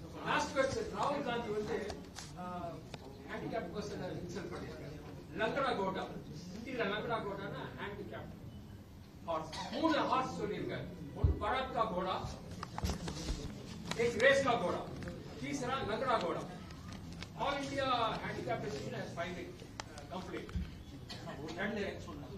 ராகுல் காந்தி அவருக்கு பாதி நேரம் கோர்ட்டுக்கு போறது இறங்குறதே வேலையா போச்சு. அப்பதான் குஜராத்லாம் போயிட்டு வந்தார். அதனால ஒரு அரசியல் தலைவர், முக்கியமான தலைவர், அவர் யாராவது இழிவுபடுத்தியதுக்கு முன்னாடி பாத்தீங்கன்னா மோடி அப்படிங்கிற சமுதாயத்தை இழிவுபடுத்தியதற்காக அவர் மன்னிப்பு கோர வேண்டி வந்துச்சு. இன்னைக்கு ஒரு விஷயம் புதுசா வந்திருக்கு. மூத்த தலைவர், நாட்டினுடைய எதிர்க்கட்சி தலைவரும் கூட பொறுப்பாக இருக்கணும். அதனால இது பாப்பாங்கன்னா யாருக்கெல்லாம் இதன் மூலமாக பாதிக்கப்பட்டிருக்காங்களோ கோர்ட்டுக்கு போறதுக்கான இது இருக்கு. பொறுத்திருந்து பார்ப்போம். அண்ணே நம்முடைய அண்ணா யூனிவர்சிட்டி பல்கலைக்கழகம் அந்த கேஸை பொறுத்த வரைக்குங்கன்னா PRO நடராஜன் அவர்கள் நேற்று எனக்கு ஒரு டிஃபமேஷன் சூட் 50 லட்சம் ரூபாய் அனுப்பியிருப்பதாக அறிகின்றேன். அதனால் அதில் மன்னிப்பு கோர வேண்டும் என்று சொல்லியிருக்கின்றார்கள். நான் மன்னிப்பு கோரப்போவது கிடையாது. இதையெல்லாம் ஒரு வாய்ப்பாக பார்க்கின்றேன். இப்ப டிஆர் பால் அவங்க என் மேல ஒரு டிஃபமேஷன் சூட் போட்டாங்க. வர 24, 25ஆம் தேதி சென்னையில் டிஆர் பாலு ஐயாவை கிராஸ் குவெஸ்டின் நான் பண்ண போறேன் அந்த கேஸ்ல. அதாவது நம்ம டிஎம்கே பார்ட் 1 ஃபைல்ஸ் நீங்க எல்லாம் கேட்டீங்க, என்னாச்சுன்னு கேட்டீங்க. டிஎம்கே பார்ட் 1 ஃபைல்ஸ் நம்ம ரிலீஸ் பண்ண பிறகு டிஆர் பால் அவங்க என் மேல ஒரு மான நஷ்ட வழக்கு தொடுத்தாங்க. இந்த மான நஷ்ட வழக்குல முக்கியமான ஒரு அம்சம் என்னன்னா, யாருக்கு மானம் நஷ்டமடைந்து விட்டதாக நினைக்கின்றார்களோ அவங்க கேஸ் போடுறாங்களோ அவங்கள கூண்டுல ஏத்தி கேள்வி கேட்பதற்கு ஆப்போசிட் பர்சனுக்கு உரிமை இருக்கு. சோ டிஆர் பால் அவர்களை நான் வருகின்ற 24, 25 சென்னை நீதிமன்றத்தில் நான் செய்ய போறேன். சோ என்னுடைய கேள்விகளுக்கு அவர் பதில் சொல்லணும். அவருடைய மொத்த சொத்து எப்படி வந்துச்சு, குடும்பம், ஒரு பேர்ல டிஆர்பி ராஜா அவர் சகோதரர் ஒரு சொத்தையும் நீதிமன்றத்துக்கு நான் கொண்டு போக போறேன். அவர் எப்படி சம்பாதிச்சாரு, பாராளுமன்றத்தில் எம்பியா இருக்கும் பொழுது அவருடைய கம்பெனிக்கு ஸ்பெஷல் கேஸ கேட்டார் யூபிஏ கவர்மெண்ட்ல, ஃபர்டிலைசர் ப்ரொடக்ஷனுக்கு, ஆல்கஹாலுக்கு. அதனால் அது நீங்க சொன்னீங்க, சில இடத்துல நீதிமன்றத்தின் மூலமாக நடத்தக்கூடிய அந்த வாதங்கள் பத்திரிகை மூலமாக மக்கள் பார்க்கும் பொழுதே அவங்களுக்கு தெரியும் யார் ஊழல்வாதி இல்லை. அதே போல பிஆர்ஓ நடராஜன் அவர்கள் கொடுத்திருக்கக்கூடியதை கூட நான் வரவேற்கிறேன். கோர்ட்ல பாத்துக்கலாம், ஒன்றும் பிரச்சனை இல்லைங்கண்ணா. பிஆர்ஓ நடராஜன் அவர்கள் சொல்லியிருக்கக்கூடிய கருத்துக்கு மட்டும் சில பதில் கருத்துக்கள் நான் வைக்கிறேன். அவங்க என்ன சொன்னாங்கன்னா, என்னுடைய அண்ணன் இறந்துட்டாங்க, ஆன்மா சாந்தி அடைகிறவங்கன்னா, அது சம்பந்தமா தான் கோட்டூர் சண்முகம் என்கிட்ட பேசினாரு, வேற எதுவுமே என்கிட்ட பேசல அப்படின்னு. ஆனா அந்த கால் பாத்தீங்க அப்படின்னாங்கன்னா, ஏன்னா 24ஆம் தேதியை திரும்ப நான் ஏன் பேசுறேன் அப்படின்னா, 24ஆம் தேதி தான் பல பிரச்சனைகள் நடந்தது. அந்த ஞானசேகரனை போலீஸ் ஸ்டேஷன் கூட்டிட்டு போய் வெளியே விட்டாங்க. சோ 24ஆம் தேதி மிக முக்கியமான ஒரு நாள், டிசம்பர். அந்த 24ஆம் தேதி காலையில இந்த கோட்டூர் சண்முகத்துக்கு வந்த முதல் காலே மா சுப்பிரமணியம் அவருடைய பிஏ துளசின்னு ஒருத்தர் இருக்கார், அவர் தான் கோட்டூர் சண்முகத்துக்கு பண்ண முதல் கால். அதன் பிறகு நிறைய விஷயங்கள் நடக்குது. சாயந்தரம் கோட்டூர் சண்முகமும் மா சுப்பிரமணியம் நேரடியா பேசுறாங்க. இன்னைக்கு மா சுப்பிரமணியம் அவர்கள் சொல்லக்கூடிய கருத்து மிக மிக தவறு. அவங்க ஒரு போலீஸ் ஸ்டேஷனுக்கு அக்யூஸ்ட் போகும் பொழுது மேனிபுலேட் பண்றாங்க. உதாரணத்திற்கு ஞானசேகரன் போலீஸ் ஸ்டேஷன்ல இருந்து வெளியே வர்றாரு டிசம்பர் 24, 8:32 மணிக்கு சாயந்தரம். ஏற்கனவே சொன்னதுதான், மா சுப்பிரமணியம் கோட்டூர் சுப்பிரமணியம் அவங்ககிட்ட பேசுறாங்க, கோட்டூர் சண்முகத்துக்கிட்ட. கோட்டூர் சண்முகம் அந்த கால் முடிச்ச உடனே பேசுற அடுத்த காலே அண்ணா யூனிவர்சிட்டி பிஆர்ஓ நடராஜன். 8:32 கோட்டூர் சண்முகம் மா சுப்பிரமணியம் பேசுறாங்க சாயந்தரம். அடுத்த கால் 8:33 கோட்டூர் சண்முகமும் அண்ணா யூனிவர்சிட்டி முன்னாள் பிஆர்ஓ நடராஜன் பேசுறாங்க. 8:34 கோட்டூர் சண்முகமும் ஞானசேகரனும் பேசுறாங்க. அதனால இதெல்லாம் தயாரா இருக்கு. இன்னாரும் என்ன நடந்திருக்கணும்னா, அந்த எஸ்ஐடி என்னைய சம்மன் பண்ணிருக்கணும். இந்த ஸ்பெஷல் இன்வெஸ்டிகேஷன் டீம் 3 அதிகாரிகள் அவங்க என்ன பண்ணிருக்காங்கன்னா, ஒரு பொதுமக்கள் ஒரு இன்ஃபர்மேஷனை கொடுக்கிறோம், ஏன் நீங்க லேட்டா கொடுத்தீங்க அண்ணா, நான் நல்லா புரிஞ்சுக்கணும், இந்த பர்டிகுலர் கேஸ்ல சார்ஜ் ஷீட் உங்களுக்கும் தெரியாது எனக்கும் தெரியாது, இது வந்து க்ளோஸ்ட் சார்ஜ் ஷீட். கோர்ட்ல நடக்கக்கூடிய ட்ரையல் உங்களுக்கும் தெரியாது எனக்கும் தெரியாது. தீர்ப்பு வந்த பிறகுதான் இந்த பர்டிகுலர் சென்சிட்டிவ் கேஸ், எஃப்ஐஆரே மறைக்கப்பட வேண்டிய கேஸ், இது எஃப்ஐஆரே ஓபனா கொடுக்க முடியாது. தீர்ப்பு வந்த பிறகு 2 சைடினுடைய லாயர்ஸ் என்ன சொல்றாங்களோ அதை வச்சுதான் நமக்கு தெரியும், ஓ என்ன எவிடன்ஸ் வைக்கிறாங்க என்ன எவிடன்ஸ் வைக்கல. இன்னைக்கு வரைக்கும் சார்ஜ் ஷீட் என் கையில கிடையாது. கோர்ட்டினுடைய ஜட்ஜ்மெண்ட் காப்பி பப்ளிக் டாக்குமெண்ட் ஆயிருக்கா, இன்னைக்கு வரைக்கும் இல்ல. எதற்காக திரும்ப சொல்றேன்னா, அந்த சென்சிட்டிவ் கேஸ்ல என்ன வச்சிருக்காங்கிற எவிடன்ஸ் இல்லாம 2 லாயர்ஸும் பேசுவதை வைத்து, ஓ இதெல்லாம் விட்டுட்டாங்க, அப்ப இவங்க எல்லாம் விசாரிக்கலையா, அப்ப 24ஆம் தேதி எதற்காக நம்ம கிட்ட இருக்கிற ரெக்கார்ட படி ஞானசேகரனை கைது பண்ணீங்க, ஏன் விட்டீங்க, மா சுப்பிரமணியம் அமைச்சர் ஏன் சம்மன் பண்ணல, அமைச்சர்கிட்ட ஏன் கேள்வி கேட்கல, கோட்டூர் சண்முகத்தை ஏன் சம்மன் பண்ணல. 2 போலீஸ் ஆபீசர்ஸ் நான் ஏற்கனவே சொல்லியிருந்தேன். ஒரு போலீஸ் ஆபீசர் பாத்தீங்கன்னா sub inspector Guindy law and order Gunasekar Kannan. இந்த குணசேகர் கண்ணன் பாத்தீங்கன்னா, ஞானசேகரன் 23ஆம் தேதி அண்ணா யூனிவர்சிட்டியில் அந்த பாலியல் சம்பவம் நடந்த பிறகு ஞானசேகரன் பேசுற முதல் காலே இந்த sub inspector Guindy law and order Gunasekara Kannan. அப்ப சம்மன் பண்ணி விசாரிக்கணுமா இல்லையா, விசாரிக்கல எஸ்ஐடி. அதே போல அந்த குணசேகரன் கண்ணங்கிட்ட மறுபடியும் 2 முறை அன்னைக்கு நைட்டு பேசியிருக்கான். இதெல்லாம் நியாயமாக நீங்களும் நானும் கேட்கக்கூடிய கேள்விகள். அதை எஸ்ஐடியோ அரசோ பதில் சொல்லணும். சம்பவம் முடிந்த பிறகு போனை ஆன் பண்ண பிறகு ஃபர்ஸ்ட் கால் எதுக்கு சப் இன்ஸ்பெக்டருக்கு பண்ற, அதே போல 24ஆம் தேதி போலீஸ் ஸ்டேஷனுக்கு போகும் பொழுது அப்ப ஒரு சப் இன்ஸ்பெக்டர் கோட்டூர்புரத்தினுடைய சப் இன்ஸ்பெக்டர் கோவர்தன் கோட்டூர்புரத்தினுடைய சப் இன்ஸ்பெக்டர் கோவர்தன் தொடர்ச்சியாக 24ஆம் தேதி அந்த ஸ்டேஷனுடைய சப் இன்ஸ்பெக்டர் கோட்டூர் சண்முகத்துக்கிட்ட எதுக்கு பேசணும்? 25ஆம் தேதி ஏன் பேசணும்? அன்னைக்கு நான் சப் இன்ஸ்பெக்டரோட பேர் சொல்ல இன்னைக்கு சொல்றேங்கண்ணா. Gunasekaran Kannan is one sub inspector, கோட்டூர்புரத்தினுடைய sub inspector, Govardhan is another sub inspector. இது நியாயமான கேள்விகள் தானே?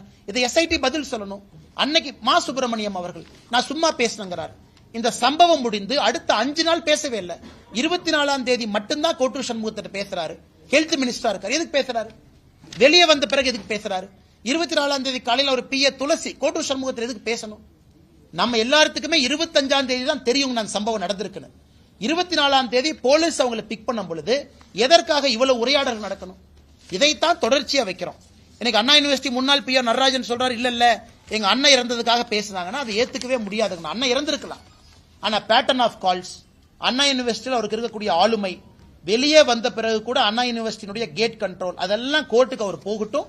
கோர்ட்ல கேள்வி. இன்னைக்கு நிலைமை எப்படி ஆகி போச்சுனாங்கன்னா, பல விஷயங்கள் இன்னைக்கு உங்க டிஃபமேஷன் சூட் போட்ட பிறகுதான் கோர்ட்டில் கேள்வி மூலமாக வெளியே கொண்டு வர வேண்டிய கடமை நமக்கு இருக்கு. அதனால நான் வரவேற்கிறேங்கன்னா, இன்னைக்கு அதே நேரத்தில் அந்த சகோதரி அண்ணா யூனிவர்சிட்டி சகோதரியினுடைய லாயர் அவரை கண்டுபிடித்து எங்கிட்ட இருக்கக்கூடிய டாக்குமெண்ட்லாம் அவர்கிட்ட கொடுத்து அவரை அப்பீல் போக சொல்றதுக்கான வேலைகளையும் நான் இறங்கி இருக்கிறேன். அதாவது அண்ணா யூனிவர்சிட்டி இந்த பாலியல் குற்றத்தில் விக்டிமாக இருக்கக்கூடிய சகோதரியினுடைய லாயர் அவர் சொன்னார், எனக்கும் சமாதானம் இல்லை, நான் அடுத்து போகணும் அப்படின்னு. அதனால நம்மகிட்ட இருக்கக்கூடிய எவிடன்ஸ் எல்லாம் கொடுத்து நீங்க போங்க, இதை வச்சு இன்னும் போங்க, வேற சிபிஐ கேளுங்க. சிபிஐ வந்து முழுதாக அதை செக் பண்ணட்டும். யாரையாச்சும் விட்டுருக்காங்களா, கோட்டை விட்டுருக்காங்களா. இன்னொன்னு நான் சொல்றேங்க, நான் இன்னைக்கு பத்திரிகை நண்பர்கிட்ட சொல்றேன், நான் எஸ்ஐடியை சேலஞ்ச் பண்றேங்கண்ணா. நீங்க ஞானசேகரன் இருந்து கைப்பற்றப்பட்ட மொபைல் போன்ல என்னை பொறுத்தவரை ஞானசேகரனுடைய மொபைல் போன்ல வேற வீடியோவும் இருந்துச்சு. அந்த விக்டிமை ட்ரேஸ் பண்றதுக்கு எஸ்ஐடி முயற்சி எடுக்கல. அந்த வீடியோவில் இருக்கக்கூடிய பெண்மணி யார் முயற்சி எடுக்கல. அவங்களா கேஸ் கொடுத்தா எடுத்துக்கலாம். ஒரு கேஸ் கொடுத்தாங்க, மே 14ஆம் தேதி ஒரு கேஸ் கொடுத்தாங்க, 2 கேஸ் கொடுத்தாங்க. இதை மட்டும் இன்வெஸ்டிகேட் பண்ணுவோம்.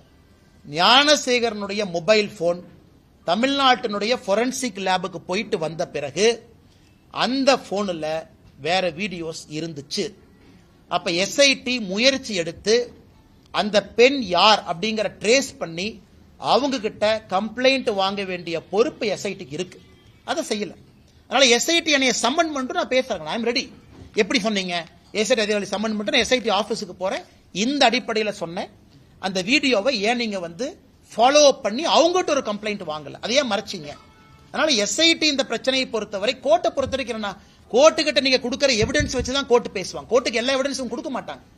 கோர்ட்டு கிட்ட 24ஆம் தேதி சிடிஆர் கோர்ட்டுக்கு எப்படி தெரியுங்கன்னா, கோர்ட்டுக்கு எப்படி தெரியும் 24ஆம் தேதி வந்து ஞானசேகரனை கைது பண்ணி நைட்டு விட்டாங்கன்னு கோர்ட்டுக்கு எப்படி தெரியும்? கோர்ட்டை பொறுத்தவரை போலீஸ் கொடுத்த சார்ஜ் ஷீட்டும் டிஃபென்ஸ் சொல்ற ஆர்குமெண்ட்டை கேட்டுத்தான் நீதியரசர்கள் நீதி கொடுக்கறாங்களோ தவிர பேக்ரவுண்ட்ல நடந்ததெல்லாம் எந்த கோர்ட்டுக்குமே தெரியாது. அதனால நீதிமன்ற அவமதிப்பு இந்த டிராமால எங்கிட்ட பண்ணக்கூடாது. யாரோ பார்த்த கவர்மெண்ட் லாயர் வந்து யாராச்சும் எதிர்த்து பேசினா நீதிமன்றம் தொடருங்க மேல நீதிமன்ற பார்ப்போம். எப்படி நீதிமன்றம் போடுவீங்க? நீங்க கோர்ட்டுக்கு கொடுத்த சார்ஜ் ஷீட் கோர்ட் ஆர்கியூ பண்ணது. நீங்க சார்ஜ் ஷீட்லயே பல ஓட்டைகள் இருக்கு. சார்ஜ் ஷீட்ல பல விஷயங்கள் சேர்த்தவே இல்லை. யாராவது துணை போய் இருக்கக்கூடிய சப் இன்ஸ்பெக்டர் ஏன் அரெஸ்ட் பண்ணல? இத்தனை பேர் மொபைல் போன்ல பேசுறாங்க, ஏன் மினிஸ்டர் சம்மன் பண்ணி கேட்கல? இன்னைக்கு நான் மா சுப்பிரமணியன் குற்றவாளி நான் சொல்லிங்க. மா சுப்பிரமணியம் அவர்கள் 24ஆம் தேதி 23ஆம் தேதி 25ஆம் தேதி சம்பவத்திற்கு தொடர்பு இருக்கு. நீங்க ஏன் கேட்கல? பதில் சொல்ல வேண்டியது அவருடைய கடமை. அவருடைய பிஏக்கு என்ன வேலை? கோட்டூர் சண்முகத்திட்ட பேசணும். கோட்டூர் சண்முகத்துக்கு என்ன வேலை? மாசு விட்ட ஃபர்ஸ்ட் கால் பேசுவேன், 2வது கால் வந்து பிஆர்ஓ நடராஜன் பேசுவேன், 3வது கால் ஞானசேகரன் பேசுவேன். 3மே அடுத்தடுத்த கால். இதையெல்லாம் நியாயமான அடிப்படையில் நாங்கள் கேட்கின்றோம். அதனால் நிச்சயமாக இந்த கேஸ் சிபிஐக்கு போகணும். சார்ஜ் ஷீட் எங்களுக்கு கிடைக்கல. இது வந்து ஒரு சீக்ரெட்டிவ் ப்ராசஸ். இது எஃப்ஐஆர் கூட சீக்ரெட்டா தான் வச்சிருந்தாங்க, லீக் ஆயிருச்சு. அதனால் தொடர்ந்து இந்த போராட்டம் இருக்கும். வேற யாரு டிஃபமேஷன் சூட் போட்டாலும் தயவு செஞ்சு போடுங்க, அதெல்லாம் பாத்துக்கலாம், ஒன்றும் பிரச்சனை இல்லை. அதனால அந்த பாதிக்கப்பட்ட சகோதரியினுடைய லாயர் அவங்க கிட்ட அந்த டாக்குமெண்ட்டை கொடுத்து அவர் அப்பீல் பண்ண சொல்றதுக்கான வேலைகள்ல தனிப்பட்ட முறையில் நான் இறங்கி இருக்கின்றேன்.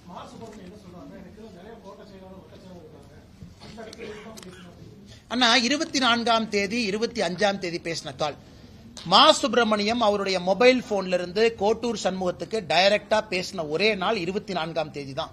அதுக்கு முன்னாடி நாட்களும் பேசல, பின்னாடி சில நாட்களும் பேசல. அவருடைய பிஏ துளசி மூலமாகத்தான் அவர் பேசுறார். 24ஆம் தேதி ஞானசேகரன் அந்த போலீஸ் ஸ்டேஷன் லாக்அப்ல இருந்து வெளியே வந்த பிறகு கோட்டூர் சண்முகத்திற்கு 1/2 மணி நேரத்தில் மா சுப்பிரமணியம் அவர்கள் பேச வேண்டிய காரணம் என்ன? காரணமே இல்ல. சார் நான் எங்க இருக்கக்கூடிய வட்டச் செயலாளர் நான் பேசுறேன்னு சொன்னா அடுத்த 5 நாள் ஏன் பேசல?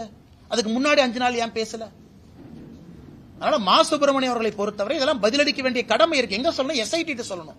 எங்க சொல்லணும்? காவல்துறை அதிகாரிகள்கிட்ட சொல்லணும். எதுவுமே சொல்லாம நாங்கள் கேள்விகள் கேட்கின்றோம். முழுவதுமாக உண்மை வர வேண்டும் என்று விரும்புகின்றோம். அதான் எங்க வேலையோ தவிர எங்கிட்ட போலீஸ் இயந்திரமோ போரன்சிக் டிபார்ட்மெண்ட்டோ கையில ஒரு 100 கான்ஸ்டபிளோ இல்ல. இந்த கேஸ் எடுத்து நாங்க நடத்துறதுக்கு இருக்கக்கூடிய ஆதாரத்தை வைத்து உண்மையான கேள்விகளை கேட்கின்றோம். பதில் சொல்ல வேண்டிய கடமை அரசுக்கு இருக்கு. கொரோனா நோய்க்கு சித்த மற்றும் ஆயுர்வேத மருத்துவத்தை வந்து நாங்கள் அங்கீகரிக்கிறேன் தமிழக அரசு சொல்லிட்டதா ஒரு அறிக்கை. அண்ணா எனக்கு தெரியாதுங்கண்ணே, கேட்டு சொல்றேங்கண்ணே. 4 கேள்விகள் இன்னைக்கு சொல்லியிருக்கோம். ஆயுர்வேதா ரிப்போர்ட். தேங்க்யூ அண்ணா.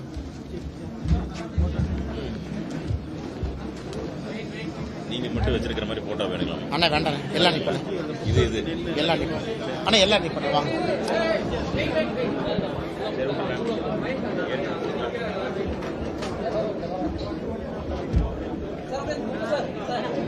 சார் மைக் வெயிட் பண்ணலாம்.